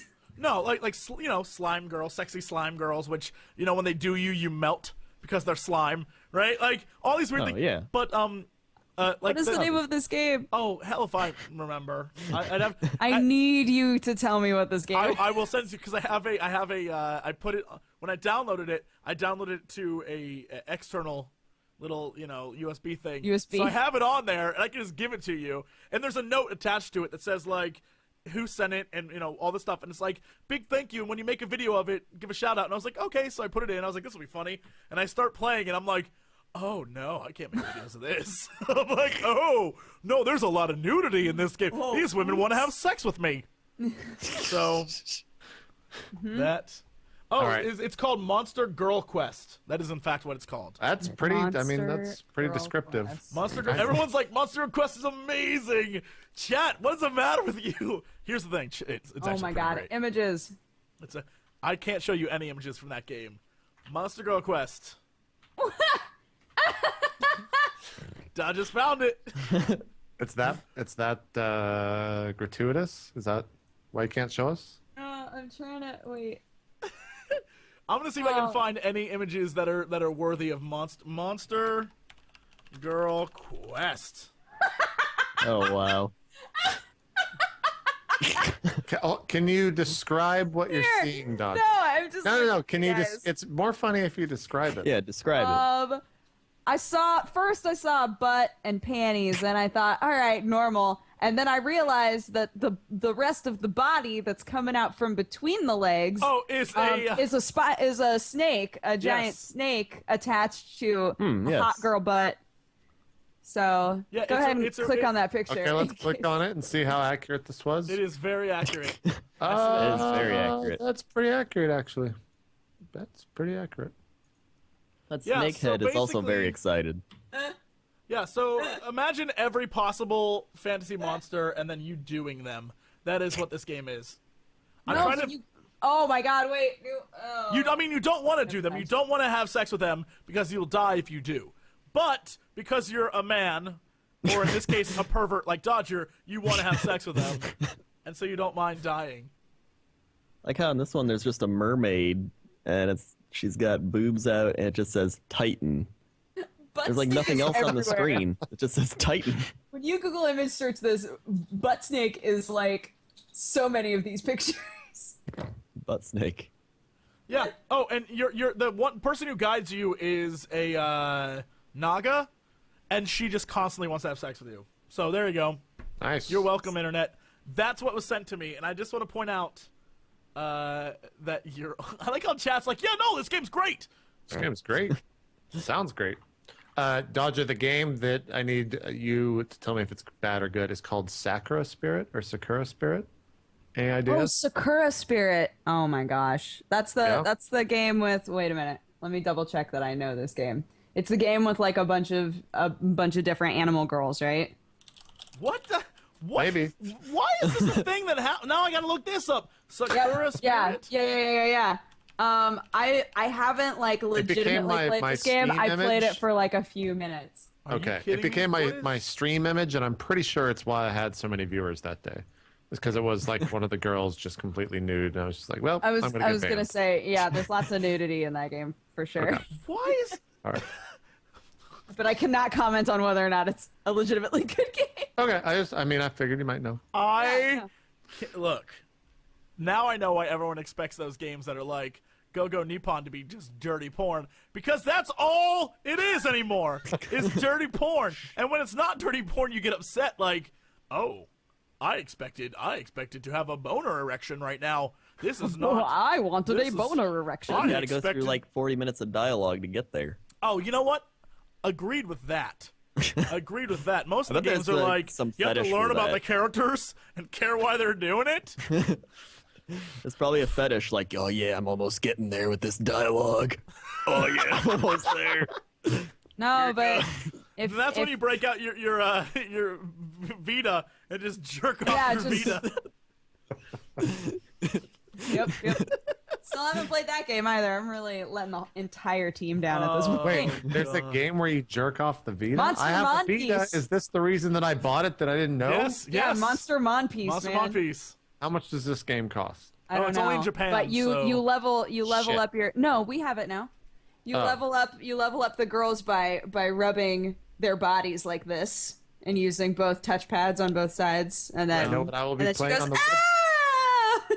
Nice. And then their clothes change. That's a conversation starter on a plane if I've ever heard one. Yeah, for real. I'm excited.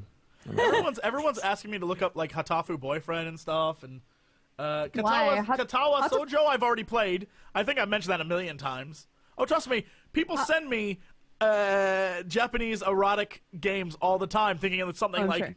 oh please, guys. Oh, I played almost all of them, unless they're brand new, in which case send them to me.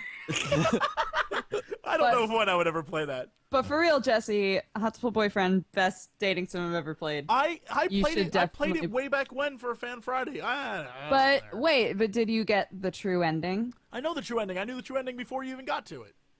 Yeah, he's like the trending prophet. Look, so I good. gotta know all the true endings.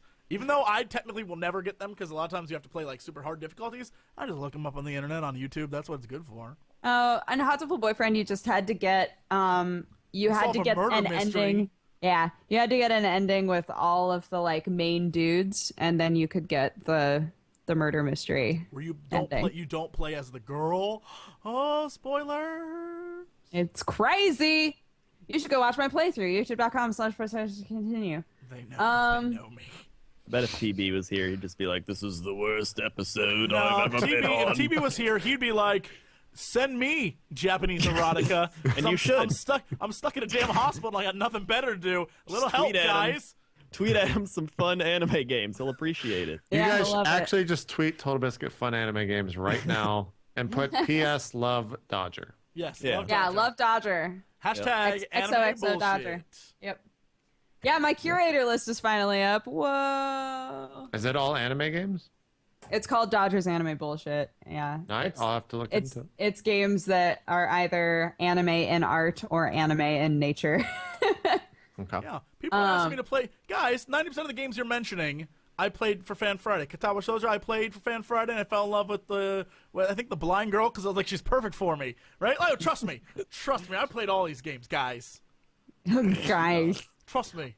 And I that's almost why I know they're forgot. bad. That's why I know to make fun of them, because I played them all. They're horrible. I almost forgot to mention, played speedrunners because our DLC packs are out right now. They did. Go Team Falcon, screw Team whatever the other team is. Go Team Speedrunners. I don't know why we're Team Speedrunners when the game is named Speedrunners, but whatever. Go Team Speedrunners. We're DLC pack number 2, and That's right. Number 2, as in shit. hey, we're winning right now. That's because. Oh look! Get I'm off gonna my butthole. look. They could have made 3 factions, and one of them called Team PewDiePie, and still would have won. It's true. Yeah, the second I saw that PewDiePie was on our team, I was like, well, Yeah, you guys it's won. Good win. Thanks. Congrats. Thanks, everybody. Good job. Good job. But yeah, the winning team, whoever's DLC team wins the most games, all of the proceeds from that DLC pack will go to cancer research. So I played that yesterday. That game is still very obviously in beta. There's so many things that go wrong when you're trying to play that game, but it's so fun. Or you could actually play a character that looks like they had fun designing it and weren't told how to make it by the YouTubers. When they said, "How do you want your character to be?" I was like, "I don't fucking care. Have fun." That's what they did. Every other one's like, "Let's make the details great on their faces, and let's try to do this." Dodger's the only one that looks not like Dodger, because it looks like they just killed a girl and stuck fake eyes on her and said, like, "Go race." To be fair, Jesse, it looks like you had a hand in telling them how to make your character look. 0 hand. So it Zero doesn't really hands. matter. You know what that All I is? said- It means they're all fans. I said in my email was, they're fans. put me in my Kigurumi. And they said, and they made me run on all 4s, which is amazing. They gave me like adorable little boots. I love it. I was Love like, it. "Go nuts," and they went nuts. And the only way you can see that is by buying my pack. You can buy Dodger my already pack. told you what she Stripping's in does. my pack. Nobody. And Nobody he, cares. when he jumps, he does pirouettes. It's amazing. Yeah, and his taunt is a rainbow, which will absolutely get you killed if you stop to make this rainbow, because you can't undo the taunt. You just stand there and go, "Rainbow!" and then you die. It's amazing. Sounds like a stripping ability. They just made me like a massive gay icon. I've said that for years. I've called Sam a gay icon for years. I mean- The one time we went and got ramen, we were late because he was taking a shower and like putting on his makeup. It's true. It's true. Yep. They were late. They were an hour late. We had to Granted, sit there he did smell and very make good. small talk. They were an hour late. And then when they showed up, he was the most beautiful person at that table. He came in like, "Hello, I'm here." He sat down. He's like, "I'll have ramen." Oh, yeah. No, he was fabulous. That man was fabulous. Look, I can pick. That's all I'm saying. Yeah, speedrunners, go buy DLC pack number 2, and then the last dumb anime bullshit game that I played is called Date Warp. It's short. Sorry, what? What? Date you say? Warp. Almost Date. sounds like something else. Warp. Yeah. Were they going for Like What's a the pun game? there? Like an awful pun on something that What's- is inappropriate? what's the game about? No, The game please is- tell us about Date Warp. I'm afraid to say the name because I'll say the other thing. I just realized what it is that you got. yes. My mind never went there, so you're all messed up. That's where we're at. Look, that's where Probably we're at. true. We gotta watch ourselves. Have you seen my beard lately, Dodger? We gotta watch ourselves. We gotta make sure we are good, Dodger. It's about, okay, I'm not gonna spoil you with how it goes because the story actually winds up being really interesting. But the beginning of the game is you are on a date with this guy who's gone on dates with like everybody in the school, right? And all of your friends are like, you need to go on dates. So go on a date with this guy who will date like fucking anybody. You're like, okay. And then your car breaks down. Your car breaks down. Who is this guy? And you're next to a huge house.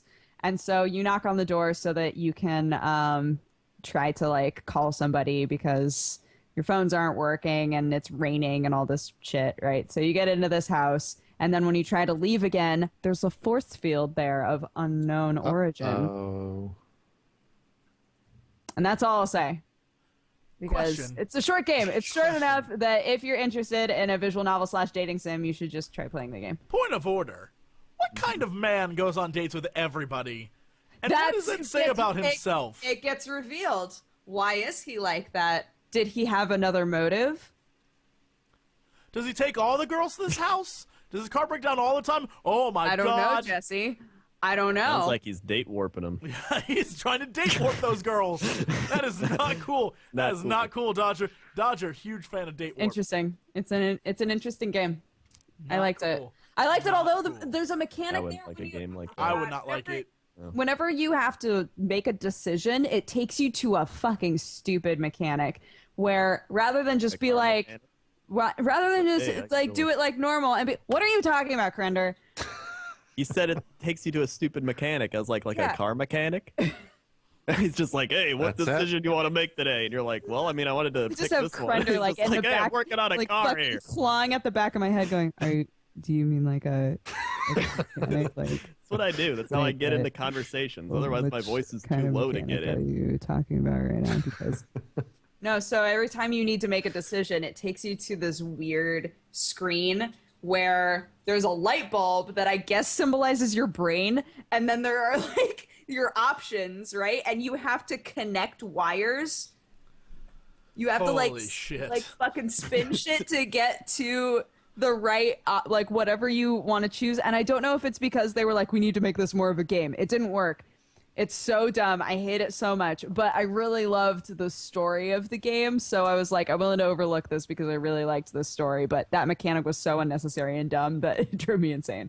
So that's it. Thank God. All right, Crendor, what have you been playing, buddy? Fuck you. I didn't talk at all the first hour. It's true. Well, I've been main thing I've been playing is Warcraft 3, mainly because I knew nothing about Warcraft lore, and I was like, you know what, everybody, I'm playing Oh, that's Warcraft so 3. fun.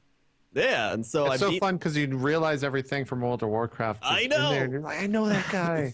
It's so awesome. And so I played the entire Reign of Chaos, and now I'm on Frozen Throne, so I just started that up, and I'm doing the Rexxar campaign, which reminds me a lot of WoW.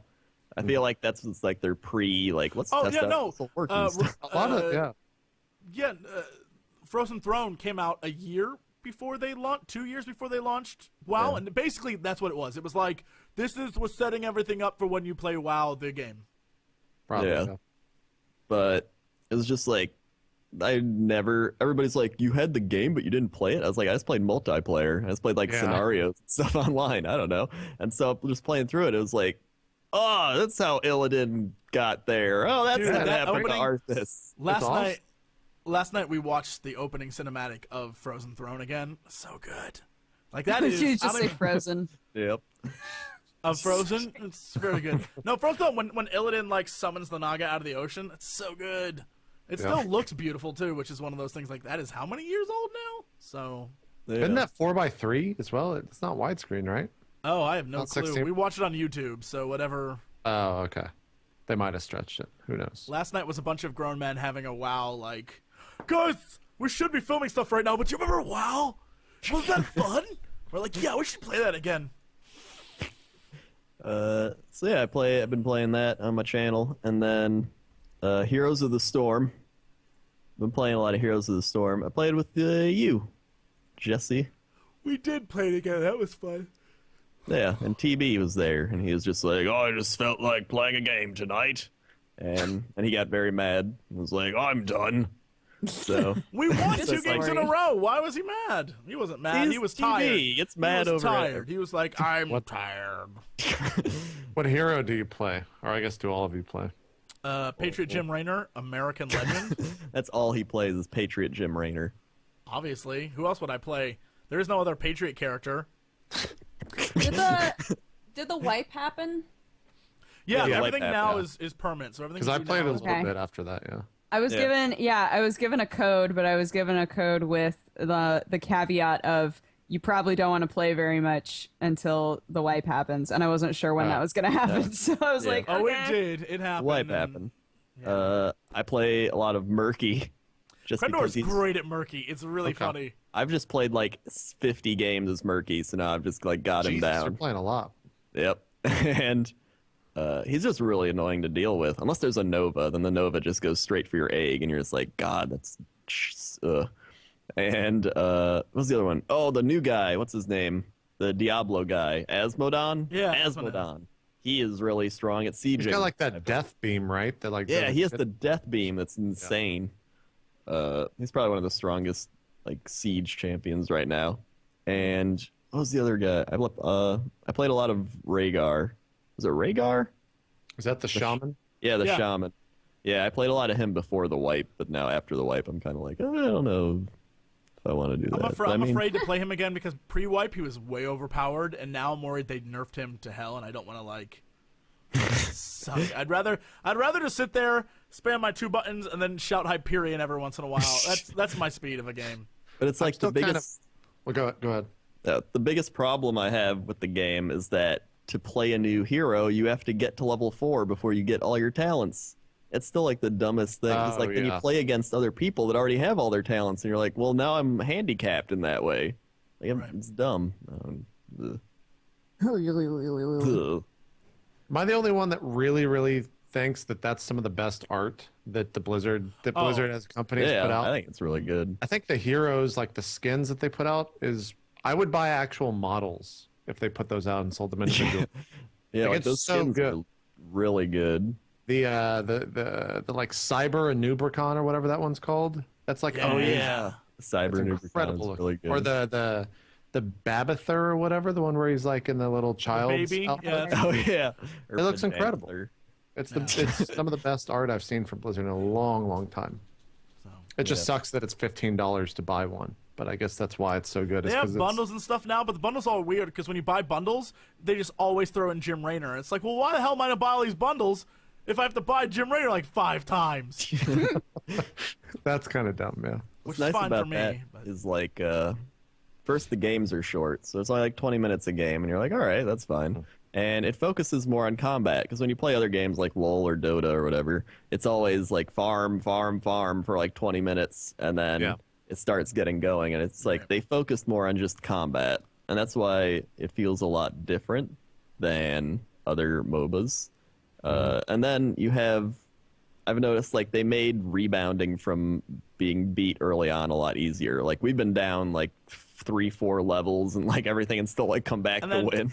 TB's like, I just like rubber banding. It's like, no, dude, that's called we came back and won. He's like, Yeah. it's unbalanced, and if I'm winning and a team can come back, it's like, that's never us though. We're never the team that's winning. Yeah. We're always the team that's down 4 levels and comes back to win. That's great. And he's like, We had a game. I don't like that. We had a game, I remember you were there, where they were just like this hardcore nerd team. Like you could tell they like played Dota and everything. Like, oh, we're doing strategies, and we're just like, oh man, and they're just like pushing mid, and they were so distracted pushing mid and doing They objectives. we missed just, our like, push at the backdoor. bottom. Yeah, it's so good. Killed them. Because what happened? Yeah, so what happened great. was they were coming in the middle hardcore, and we pushed so hard at the bottom that when we went back to go defend, all of our creeps just went up into their base and killed them because they were pushing so hard. And it was like, did we just win this? And it's that kind of bounce back that I freaking like. I love that.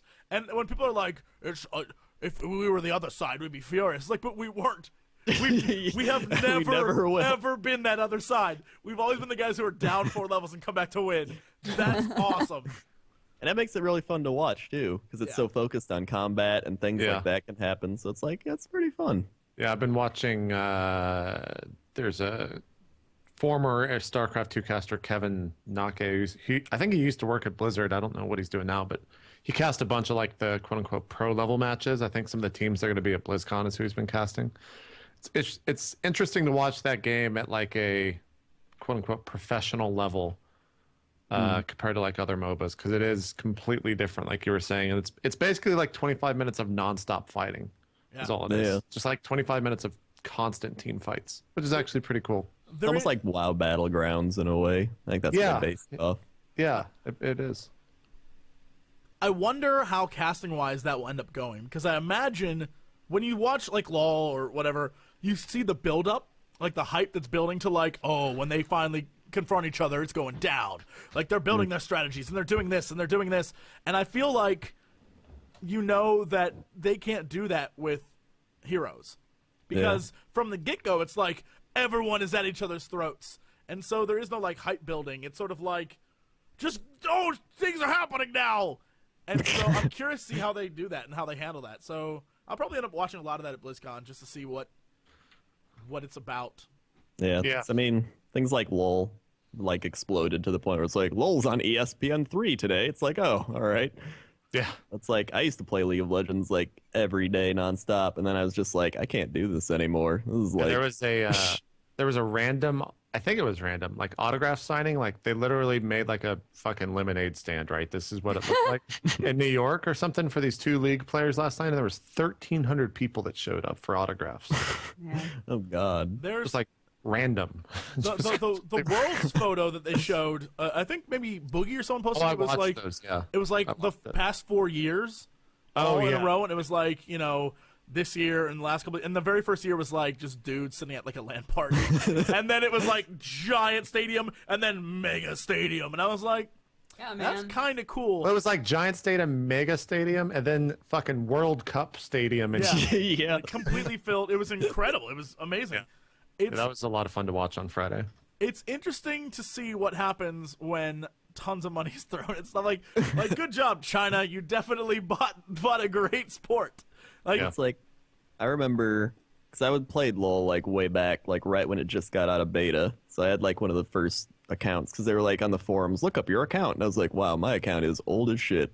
And so like I was playing back then, and I was like doing really well. I was like, wow, I'm like one of the top players, because like nobody was playing back then. And now it's just hit the point where like I'm silver. I got to like silver 1, and I was like, I'm gonna do my gold promos, and I just kept losing, and I was just like, I don't care anymore. And then I was down, like it's like you're AFK down to silver 3 now, and I'm like, I don't care, whatever. It's bizarre for me because like I played that game, like the first version of it or whatever, having come from playing Dota like a shit ton, like the original Dota in the Warcraft 3 mod, and I was just like, this game's the fucking worst. Like, it's never going to amount to anything. Like, fuck League of Legends. I'm going to go play Han. Like, that's a real game. And then, like, fast forward to now, it's like Han's actually dead.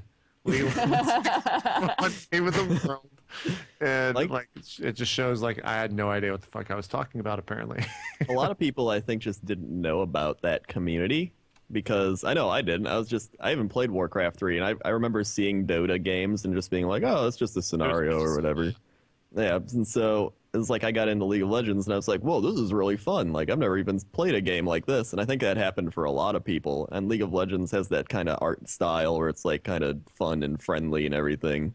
And so I think a lot of people just got into it that way. And just... The hardest part about watching it as like a new player or getting into it is the learning curve is just so big, and learning all the champions. Now there's so many of them. It's like, ugh. Yeah, it's true. Yeah, it's definitely a strange community to get into if you've been on the outside for a while, because it just seems like there's a wall built up there of like, you are not welcome unless you know X, Y, and Z. It's like, but I would love to learn. Like, learn on your own time, scrub. Like, whoa! I just want to be a part of I want to understand what's happening here. And they're like, fuck you, get out. Okay. Idiot didn't use wards. What is this, amateur hour? Yeah, I'm playing an amateur game. We'll use wards, idiot. It's like that's what you'd end up playing with. Oh, well. But then, so that's... Well, Heroes of the Storm. And then I played WoW. Because WoW, but we talked about WoW. Yeah. Although we were talking about the 10th anniversary thing during the break, and how they're going to have Molten Core 40-man again in the LFR for when you're level 100. And Yeah. you get the Corehound, like, pet or mount or whatever it is. Yeah. That sounds really cool. Oh, I'm the into it. corgi, the corehound, or whatever that is. Like, Oh, yeah, the Corgi. The Corehound. Yeah. So, Such Yeah. an internet thing to do. yep. And I don't know. Have I played? I played a little bit of the Civ, the new Civ thing, but I don't think I can talk about that, so I'm not going to talk about it. Yeah, I think that was up like Friday at like 8 a.m. or something. Yeah, Nope. that's what it is. So that's what I played. Crendor, we should stream Friday. We should play against each other Friday. Oh yeah, we should. So that's basically going to be, all right, 6 hours later. Hey, Crendor, you want to just go get some food? Like, I don't want to play this because that's funny 'cause- every Civ game ever created. I always and notice ever that people played. always start with such high expectations, like I got this Civ, oh yeah, or like oh this is the perfect place to build my city, and that just gets so big, and you Yeah, just man. like take so long, and people start I've taking never really long finished turns. a single game of Civ. Neither I haven't have either. I. I've started about a billion of them, never finished one. The only game I ever finished or got close to finishing was just like nukes. It was just nuking We people. did finish a game once when all of us wiped out Crendor's nation. Oh, that's right. That occurred. All right. Crendor so was we're like, I'm gonna make a screaming. religion, and we're like, nope, destroy him. No, we battled each other with religion. I My made religion, non-contentism. Space butterflism. I made space butterflism because it didn't fit. And my prophet predicted everything that would happen, and so technically I Didn't did see win. the destruction of your world though, and then me as we were conquering your cities, converting everyone to butterflism. Fool! I was the true religion. Nice. It was fun. I'm All not right, good at those That's games fun. at all. let's take a quick break. All I did was play WoW and then work on projects, so I literally have done nothing this week. Let's take a quick break, and then we'll come back and we'll do like news and things like that, and we'll wrap it up. Cool. All right. Okay. Gravy. Talk to you guys shortly.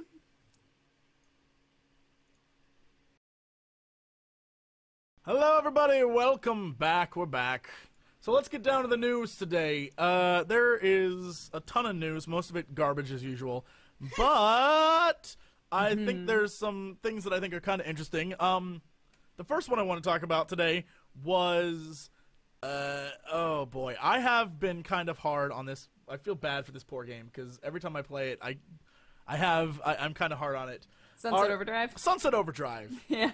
is a game that seems like all hype and no substance, but I could be There's hype behind that game, really? I could be proven wrong. It's one of those things that at its core feels like everyone thought it would be the coolest effing thing in the world, and consistently every time I play it I'm underwhelmed. So whatever. Here's another thing to be underwhelmed with. So Sunset Overdrive, the dev basically explains like, hey, we're gonna do it in 900p at 30 FPS. And Yep. people were like, 900p? What the hell is that? 900p is basically what they said worked great on Xbox One. And they're like, we can put more things on it. And 1080p, we just couldn't put as many things there. But I don't know what kind of admission that is, but I feel like at its core it's saying Xbox One, not that good.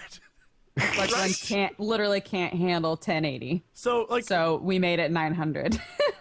I feel like that's what it's saying, even though I know he's trying to be like, no, don't worry about 900. We couldn't tell the difference between 900 and 1080. There's no real difference. And, when you have stuff on the screen exploding, Michael Bay would love it. Like, that kind of, like, those are the quotes. And it's one of those things where it's like, okay, I might be willing to accept that you want to do 900p, but the explanation you're giving makes it sound like the hardware can't handle 1080 do it. with the exact same things. Yeah. And it was just, I thought that was really funny. I was like, oh, Xbox. Like, you are already falling behind in numbers to PlayStation. You are already like, their big update is we give you backgrounds now. It's like, oh, Xbox. Oh, is that what came out today or whatever? Their Or big yesterday? update was you can now add customized backgrounds. Either the next one or the one that just came out, yeah. Oh, Revolutionary. Revolutionary. Wow. Customized backgrounds like on my PlayStation 3. Yeah. I don't. And Xbox 360. I'm Wow. really, really confused, like, why that would be the line. There had to have been a PR person there who'd have been like, no, Don't say that. Don't say the reason why we're changing the resolution of our game is because, 1080p we couldn't fit as much stuff on the screen and do as much stuff. Like, you would assume at 1080p you could do more. There'd be more things to see and do. All you're saying is that the hardware was limited and you couldn't make it, like, at 1080p it was, like, glitchy and, like, you could put less stuff on the screen because it would slow down the game, is what you're saying. I don't know. I thought that was an interesting admission on their part, which I'm sure will be spun immediately later today. Someone will spin that in some way that's like, see, what he meant was... No, guys, don't, like, why you gotta be so pessimistic? Yeah, I don't know. This is what we want. Stop. Stop. Stop it. Stop. It's like going to a restaurant and the chef just can't make what you want. He's just like, the grilled cheese is all right, right? Like, it's pretty good. Like, no. I wanted the steak frites, please. The steak frites or nothing. Well, like, what if I gave you a salad instead because Frites. I can fit that on the bowl? We got some regular fries in the back. I could Yeah, just I mean, they're not pick really up some of them. frites, but, like, they're Ortega fries out of a bag if you want them. People love pop them in the oven. They'll be great. Just as good, just as good. Crispy, them. Even customize them. Yeah. Customize them now. So, I got tater tots. I don't know. Speaking of horrors of the internet, so the creator of Paranautical Activity, a game that we had been fighting for a long time, because Steam, let's be honest, Steam is dysfunctional at best sometimes, and we had fought for them for a long time. Like, these guys were shit on by Steam, and I guess being shit on eventually got to the creator, because essentially he threatened, who knows if it was real or not, but, you can't say something like that. He threatened to murder Gabe Newell, so there you go.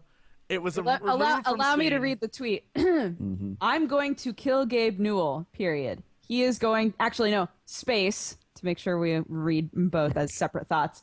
He is going to die, period. It's probably something you shouldn't Dubious say. intentions, I feel. It's a smart fucking thing. What a fucking idiot. But the lineup, like, the build up to that was like, the thing they put on the page wasn't what I wanted them to, and they again screwed me. So, like, it's one of those things where emotionally he was just not in a good place. Like, because the whole thing with Paranautical Activity before is he was screwed by Greenlight, and he was screwed by, like, this game was constantly screwed over. And so I know, like, deep down in his soul, he doesn't necessarily, like, I'm going to murder him, but you just can't say stuff like that. And so he was just like, even though I think on this podcast I've multiple times said that I would kill everyone at Square Enix, but let's be honest, that's Square Enix. Some of them deserve it. Let's be clear. With a smile on your face. It's different from a clear. tweet. Let's be honest. Let's be clear. Square Enix. Look, I thought there was a Japanese honor code where they killed themselves if they were dismal failures, and I feel like that should be reenacted at Square Enix. I'm just saying. Damn. I'm just saying. You're never gonna have a game published at Square Enix, Jesse. Yeah. Never. Breaking damn. bonds before you can build them, man. No, but I feel like so this guy, like, he'd been shit on for the longest time. We talked about it on the podcast. Like, I played his game, I loved it, I thought it was really creative, and I think this is just one of those, like, it broke the camel's back and he lost it. And luckily, I'm in no real important position where I can, like, sometimes you just erupt on Twitter where you're just like, someone said one thing that you were like, today's the day. I said I wasn't gonna do it, but today's the day. We do this right now, internet. And you just lose it. And I think, and then when it's over, you're like, all right, well, I got that off. I'm good now. Move on. I know it's just like with people where it's like, people are the worst. And usually when they say people are the worst, it's just one asshole guy. It's one guy that said something. Right. Well, you have to be ambiguous. You don't want to like target that person specifically, because when you do, not only are you then you're using your influence as someone who has like a lot of followers, because who knows what people following you could do. Like, you don't want that person harassed, but at the same time you don't want to draw attention to that person. Like, there's a whole, so you say people or the internet, and then everyone's like, I didn't do any of that to you, and it's like, no, that's not what I meant. So now you're just in a That's why you just don't say anything, man. You just go out. Well, you don't go outside, 'cause outside's boring. You just load up a game or something, man. Oh, I'm telling you, here's the thing. For many years I've said, I probably should have some sort of psychiatrist or therapist I go to talk about stuff, but I imagine the things I would say to that person, they'd be like, these aren't even fucking real problems. I know, yeah. Come to me when you have something. I'm like, but someone on the internet said that I was a big fat loser. Internet therapist is what they need. Yeah, they need someone who specializes in dealing with shit that isn't real problems. They said I'm bad at moving in the game and finding stuff, and they don't want me to find the loot I'm in the trying my corner. hardest to play this video game, and everyone's making fun of me. They keep telling me that 2 videos a day isn't enough. Like, what am I supposed to do, you know? Like, what do they want from me? They say my deck is terrible to build the pro decks. And then you just imagine the shrink just like, I don't even know what to write. His pad's just empty. Hearth? How do you say it? It's a Hearth? I'll download it tonight. I'll play it tonight. Oh, you're We'll gonna play talk Hearthstone? about it. Oh, good luck with that. Yeah. Good luck. Hearthstone. Then the shrink comes back to us like, wow, like you're right. Oh, he's like, oh, This guy's right. You totally should not I make went those back. stupid Yeah, exactly. He's like, I went back and watched your catalog of videos after playing about an hour of that game. Your deck building was terrible. Like you really should change. yeah, I don't. It's one of those things where every once in a while people just vent on Twitter, and then like most of the time when I see people lose it on Twitter, I'm like, I've been there. I've had that moment, so I don't care. But, you know, and that's why I sort of sympathize with, like, his outburst. But at the same time, you know... You can't go crazy outbursts. Well, it's kind of like if you had a job, and at your job, you went nuts and said, I'm going to murder you to your boss, and your boss fired you. The boss has every right to do that. Oh, yeah. Yeah, like, he's the one who's in charge. Like, in our community... I represent myself and no one else. So if I say something stupid, no one else is really hurt by my stupidity, right? But this guy, his game and the money he would make off of that comes from kissing this person's ass. So, like, spoiler about the business world, guys, but even if you don't like the people who are in charge, you gotta kiss their ass because they're the ones who write the paychecks. So that's when you go home to your friends and spouse and go like, I swear to God, if that young punk kid, if he comes in the office again with his khakis, talking about going to go play golf instead of doing business when I'm working there 46 years, I swear to God, I'm going to kill him. You say that to your family, not to him. Like a normal person. Table with your kids. Like a normal, yeah, you plan out murder in the comfort of your own home, Yeah, like normal people. You don't do it on Twitter to the guy. Like, that's Life insane. lessons here on the... Right? That's how you look. If you've never been in a family where someone at the dinner table has complained about their boss and been like, I swear to God, one of these days, you have had a really easy life because that means your parents were the boss. Spoiler, they were the boss. Everyone else is like, one of these days I'm gonna kill that guy. That's because your parents worked for someone. That's how that is. So, life lessons, Jesse Cox. Learned some great life lessons today. We learned that Dodger plans out murders in her home. Probably planning to kill Sam pretty soon, to be honest. Oh my God, I was listening to a podcast that was entirely about how often a normal person thinks about murder. And it was awesome. It was a Radiolab. It was a Radiolab episode. Great. Yeah, Radiolab's fantastic. it's my favorite podcast. But there was an entire episode where they car did, talk, but it's okay. They did like a really big test across a lot of different demographics and basically just sent them a sheet of paper and said, have you ever thought about killing someone? If so, describe, like elaborate, basically. And almost everybody who said yes had like a full plan, was like, it was this person. I thought about how I could kill them this way, and I figured that this would be easiest, and this is how I would get away with it. Like the average person actually thinks in detail about how they could get away with murder, and I'm like, that's crazy. Like, that's why I think like one of the coolest sci-fi premises is like precognition, things like that. Like the one Tom Cruise movie. Like the premise of that is fantastic because most people think bad things. Mm-hmm. Every so often, and like if you were just, no one acts on it because you're like, yeah, no, that's stupid. A terrible thing, yeah. Yeah, but you would think like if people could predict what would happen in the future, if they like, oh God, this guy's thinking of murdering someone, like I wasn't gonna do it, right? But you're in jail because like I like that premise for sci-fi, so that's cool. It's cool. Reminds me of a Louis C.K. thing where he's just like, if people could get away with murder, there'd just be like dead kids all over, like stupid kid, or, like body bags in the street. No, like, I think it's the bit that he does at the end of his last special where he talks about like peanut allergies and stuff. And Yeah, he's like, that's what it's look, if from. we all just turned away for a day, peanut allergies would be gone. Just give everyone a peanut butter sandwich. Just look the other way. We'd have no more peanut butter allergies. Oh man, I know that we're not supposed to just be talking about murder, but for real, last night. Dodger really night- does think about murder all the time. Last night I actually killed someone, guys. I did it. It was such a rush. No, on Ask Reddit last night there was a huge post that was called "Are you related to a murderer? And if so, do you still love them?"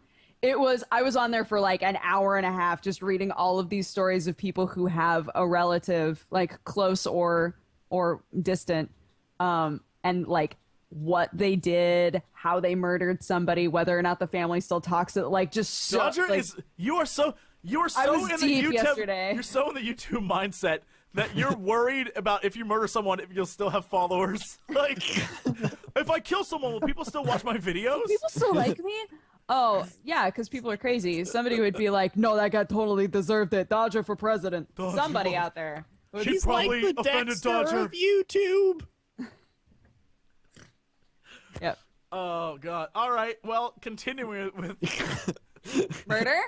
with Next murder topic. continuing with killing it. Now, so I think the next topic, because I think it's interesting and it says a lot about like gaming culture.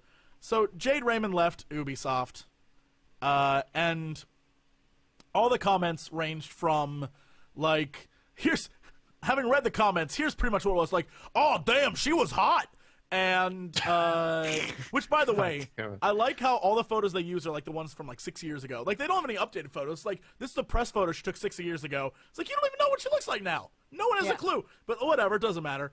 And so they're like, oh yeah, no, I'd do her. So that's one level of the comments. The next level is like, yeah, so what does she even do anyway? Like, because there's all these pictures of her like in the front, and then this team got like, that's like they're a pinup girl in the background. It's the people that did the real work. Right, and then there's the next level, and it's always like all this levels of condescending, and there's things we're missing here, people, that need to be addressed. One, why is she and pretty much every really like person who helped create the new wave of like popular games abandoning Leaving. big publishers, and more importantly, is the reason she vanished from the public eye from when Assassin's Creed like 1 was coming out and stuff because of harassment? Like there's all this or was she working on something, and then why wasn't she used to promote things? You know, there's all levels of this conversation besides like, that girl has boobs and I would do her if she you know was in the room. If I was able. If I was near her, I would touch those boobs. And there's a whole level of conversation here that big mainstream news outlets, gaming news outlets, are just they're like gaming websites. When all of your articles are the same press releases I get and nothing else is added onto them, that's really fucking depressing. And I just want to address you and say, please do reporting. Cover things, not just opinion. Look up information. Find facts. That would be great. Journalism. That would be Wow, great if that actual existed. journalism. That's dumb. Whoa. But it doesn't exist, and it's horrifying. And so that's why I'm hoping that we can come up with some sort of like, why do you think all these minds, the people who are behind some of the great games that came out over the last 10 years, are like, I'm out.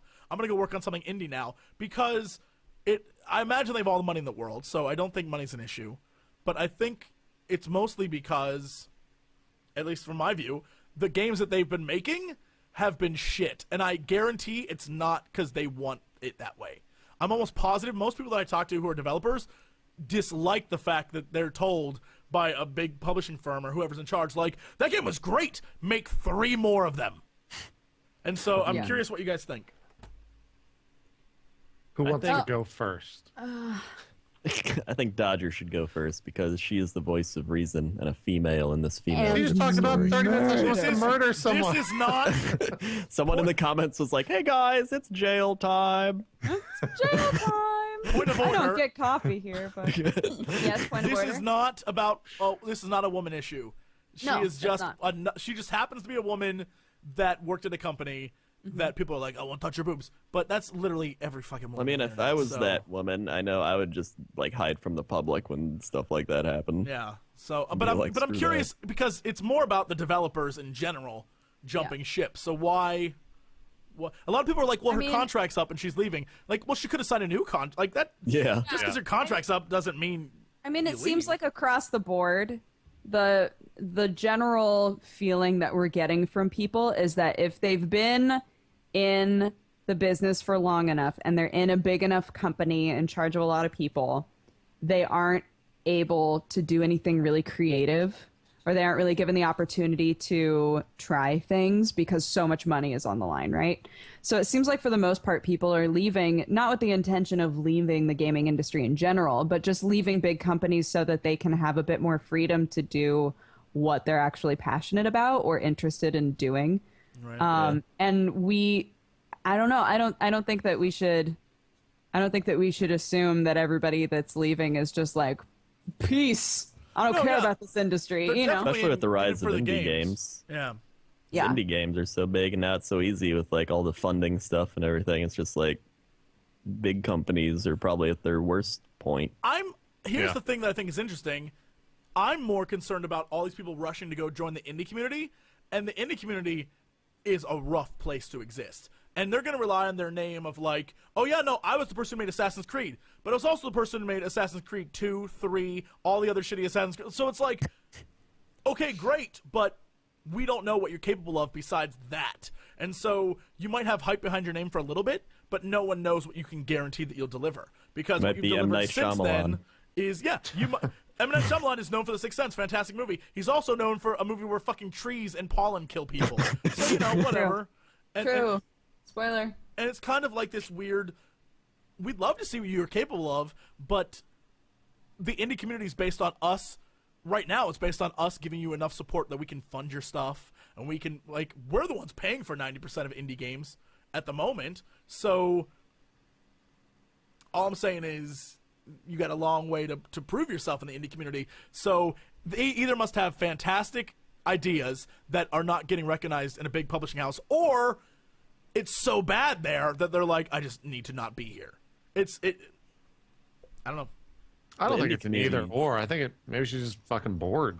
Like, if you were gonna There's keep that too. that big, like, you're gonna get fucking bored, especially when you're making the same goddamn game time after time, year after year. Like, I don't think there's any like nefarious or dubious plans at work.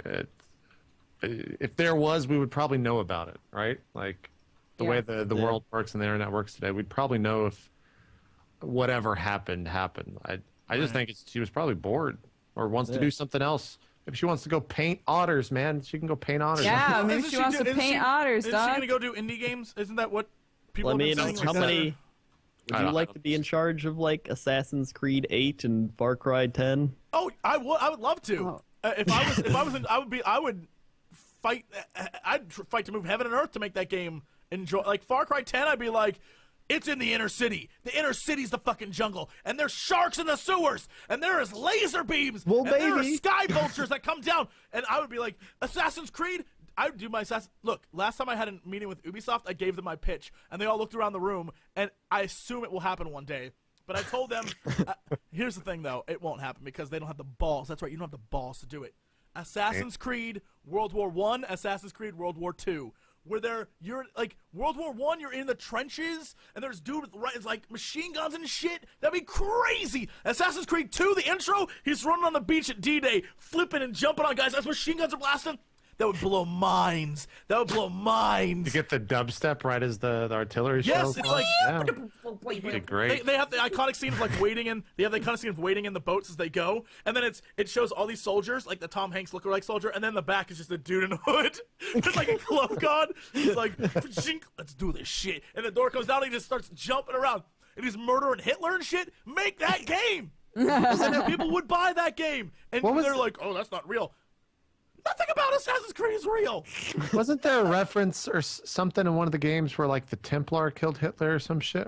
Am I just making stuff up completely right now? there? Or I don't remember that, don't but know. it's possible. It's possible. Yeah. But the twist was that it was the Templar that killed Hitler, not the. I don't remember. I don't. Maybe I'm just making shit up. Maybe I just made that. I just like made plots up to enjoy Assassin's Creed because they're Chat's all right. fucking terrible. Chat's right. We get a feudal Japan Assassin's Creed where you're a ninja. No, that's the number one. Samurai versus Ninja. Yeah, the best That'd be one. awesome. But Be the best one. there's the gotta thing. be a ridiculous level of like just amp up the game. You're already making games that make no damn sense anyway. Amp it up. Don't try to do this realism shit. Amp it up. You got a dude running around, 4 guys running around in Paris. Like amp it up. Amp it. Here's the thing. This Dinosaurs. Dame, I bet she wanted to do all this, and they Caveman. didn't want to. So now she's heading off to an indie studio to get it all done. She's gonna make what you the want. other thing that I just remembered was fucking that whole thing with, well, we can't do female models. It's a lot of work. I bet you, knowing how much shit I get, I bet you she got so many messages from people being like, what sort of self-respecting woman would keep working on this game when they can't even make lady models? Are you fucking kidding me? And she was probably like, I don't know, delete all. God. I didn't even think about that. I imagine that was probably like, really? Really? You can't even be on my side for this one? Like, what? Like, I thought we were, like, Sisterhood of the Traveling Pants. I thought we were in this together. Like, you are the worst. Like, I just want to Actually, make a the game. worst. Have you I have to seen work the within Sisterhood of confines the of my Traveling company. Pants? I I have have. seen it. It The is a pants fabulous fit all movie. of them. It is a fabulous Whoa. movie. It doesn't matter what shape those girls are. That pants fits all of them because that is a fabulous pair of pants. And in the end, they all find what they're looking for in life. Fabulous. Pants. Is that on Netflix or something? Fabulous. Where can I view this amazing I don't know if it's on Netflix. cinema That marvel? movie was a while ago, huh? It is a long I remember time. when it Sisterhood came of the out- Traveling Pants. Yeah. It's pretty good. Pretty It's a great. pretty good movie. Pretty great.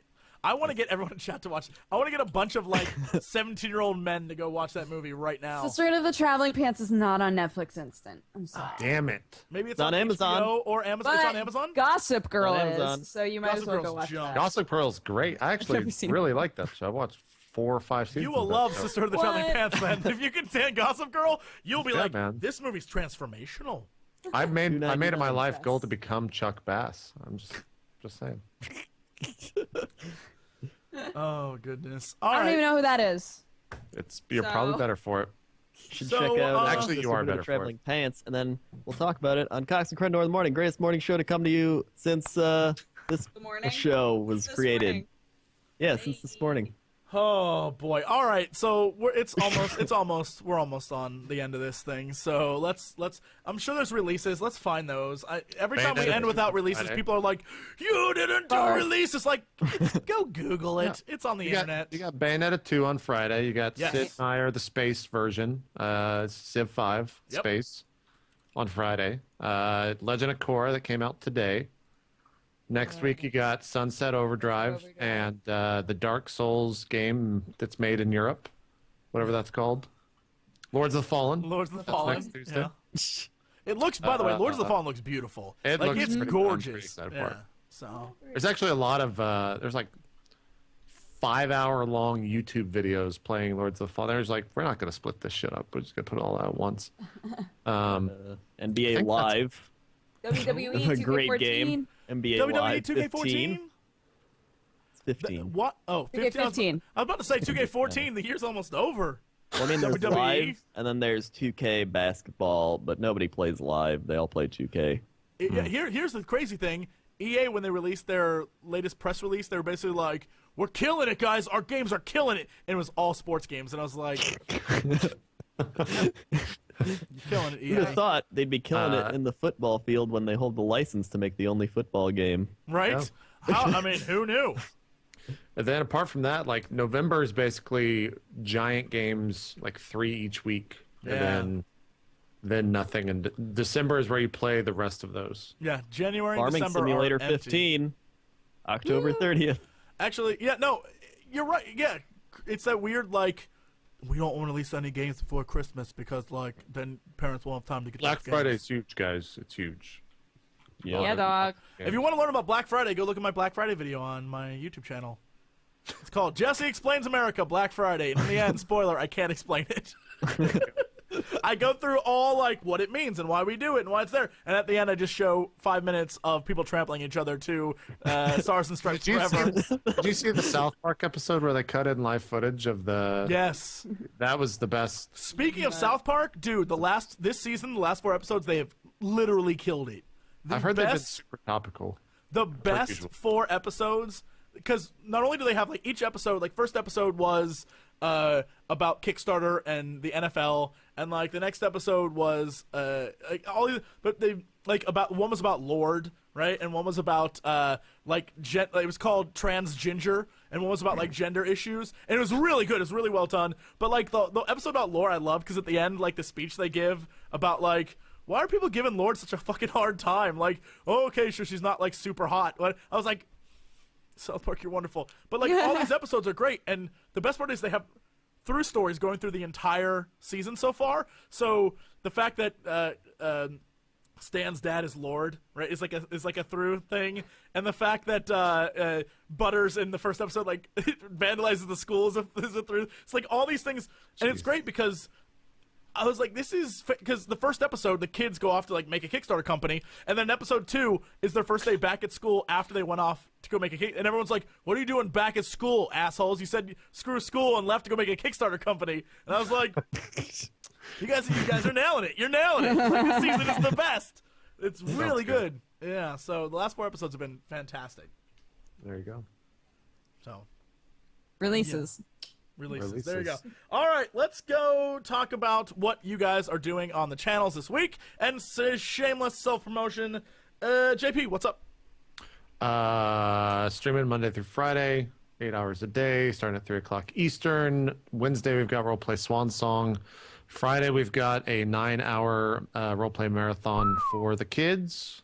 Do an extra live stream with Wizards of the Coast, so that's pretty cool. Awesome. That'll start 1 o'clock Eastern over on my channel. We've got 3 3-hour sessions with, what is that, 12 different people, I think, and 3 different DMs. I don't know. There's a lot of numbers out there, but if you want to come watch, you can. And then I think that's it, at least for this week. But normal videos on YouTube, stuff like that.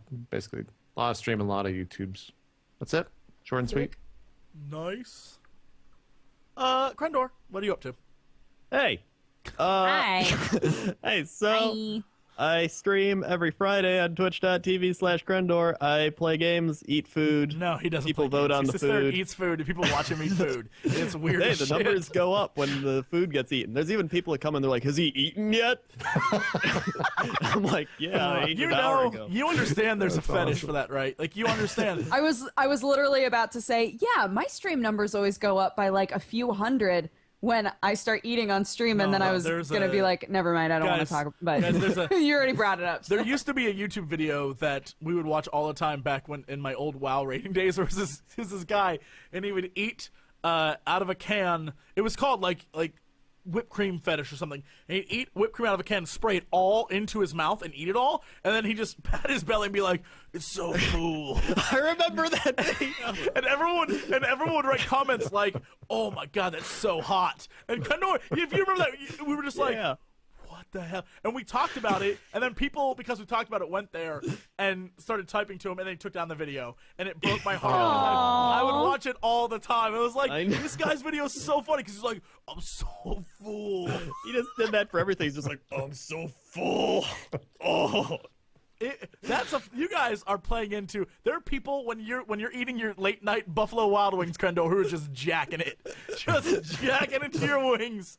I want you to know that. Jacking it to your wings. That's what I got to do to, have a write-off on my Buffalo Wild Wings. That's what I got to do. And so that's my Friday night stream. Then playing Frozen Throne still on the YouTube channel, youtube.com/WowCrendor. Also making more Machinima stuff once I get model viewer fixed because it broke. Because they updated from MPQ to CCA something, I don't know. So I got to get an older version so I can use again. And probably some other stuff on there. I don't know. Go check it out. It's a YouTube channel. Then twitter.com/WowCrendor. I tweet stuff. Facebook.com/Crendor. Maker.something. I don't know what they changed it to. Buy my shirts. It's a great thing. If you can't figure out what the new Maker shirt website is, it's we made a link to it. It's www.makershit.com. You can buy everything you Maker who there. did that. Go to makershit.com. Oh, I didn't do it. I just suggested that someone on the internet do it. So Gotcha. go to makershit.com. Nice. That will send you to the Maker website where you can buy And, all of the crap. SoundCloud.com/Cox and Crendor, best morning show. COX and Crendor. Cox and Crendor. We recorded one on Sunday. It's still not up because Jesse's. Look, man. Yesterday I woke up, I had to edit a video, and then I had to take a phone call for like 45 minutes, and then I had to get another phone call because I was on freaking hold with the United States Postal Service for like all day.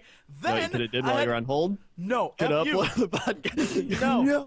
No, because I have to listen to it first to make sure it sounds good and is of good quality. Then, because we don't put out crap, we put out non-content. That's not crap though. Then That's true, I had it's high to quality. drive out to freaking Torrance to go film stuff, and it took me 2 hours to get there. Torrance is like 20 minutes away. Then I was there till 3 a.m. filming. Then I came home and had to go to bed to wake up for this.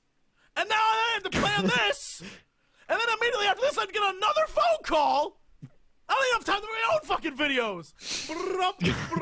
You. In a heart form. So you're going to upload it after this podcast. I want to make a Listen. gif of this. Make a gif of the heart.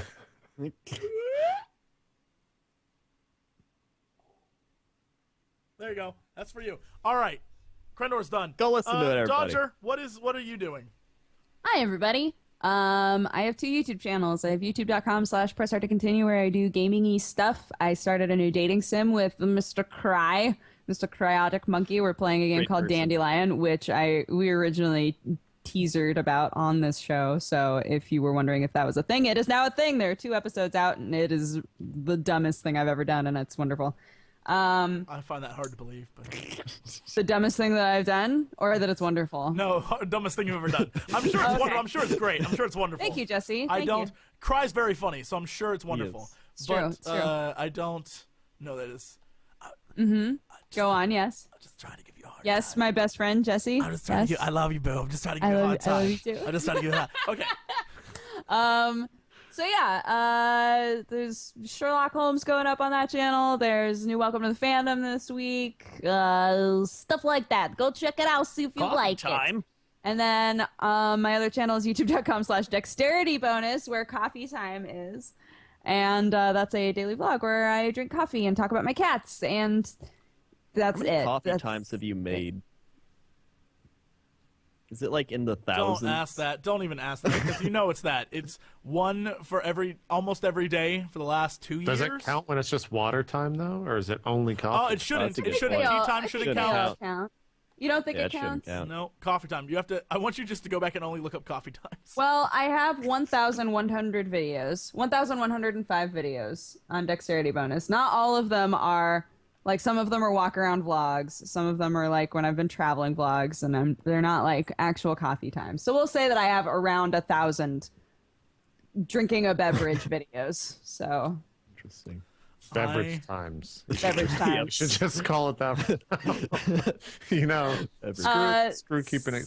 Yeah. So yeah, those are my channels, and then on all the social medias, I'm at DexBonus, DEXBONUS, and I would love to have you. So. I would love to be on one of your coffee time videos, Dodger. I notice you have a bunch of people on there, but you never invite me. I have invited you before. Here's my stipulation, though. It's called sake time, and we just pound sake. Okay, I'm in. It's sake time, and we just progressively get more and more sloshed over the You video. just do each shot as like a hard cut, and then you do the end where you actually talk. Right. There you go. For me this week, literally just trying to get back on schedule with life. The last 4 days I put out one video a day. Like I functionally let me describe to you my life. Last week was just constantly driving around to film stuff for other people that wasn't for me, that I wasn't getting paid for, which is nonsense. But because you're a friend to people, you do that kind of thing. Then I tried to get out videos and do things, but I barely made like one video a day. I was in a mess, and then I started to do a Fan Friday, and the Fan Friday video broke. So that was a mess, and I had to. Oh my god! Then over the weekend, I said, F it, I'll start playing WoW for a little bit. That took up everything. So literally, my life is in a downward spiral. I also make sure to harass him about Cox and Crendor at least 3 times a day. At least 3 times. I want you all to remember, if you go back to the podcast that happened after PAX, where I was like, I'm just so happy, convention season's over and I don't have to do anything anymore. It has literally been 12,000% more hectic since. And I just want to let you all know that if I lose it and threaten to kill Gabe Newell on Twitter, that's the reason. That's I like the being reason. that poking presence where he's just like so frustrated. Like, I gotta do this shit. I gotta do this. I'm just like, hey, you upload the podcast? Like, you son of a bitch. It's like keep poking him. I'm that poker right there, poking him in the head. God. So yeah, that's it. So hopefully after today, I will be back to our normal schedule of tons of videos, and I just won't talk to anybody anymore. So, I love you all. I think we're done. Yeah. Get it? All Thanks of our for YouTube channels, watching. all our YouTube channels are underneath us, and more importantly, JP, did you say your tweetsters and stuff like that? What? Did you Huh? say your Twitter and things like that? ItMeJP. Done. Yep. It happened. It just happened. That's his, YouTube.com/RockCrendor, Twitter.com/RockCrendor, Twitch.tv/Crendor, Facebook.com/Crendor, Maker.shit. Buy my shirts.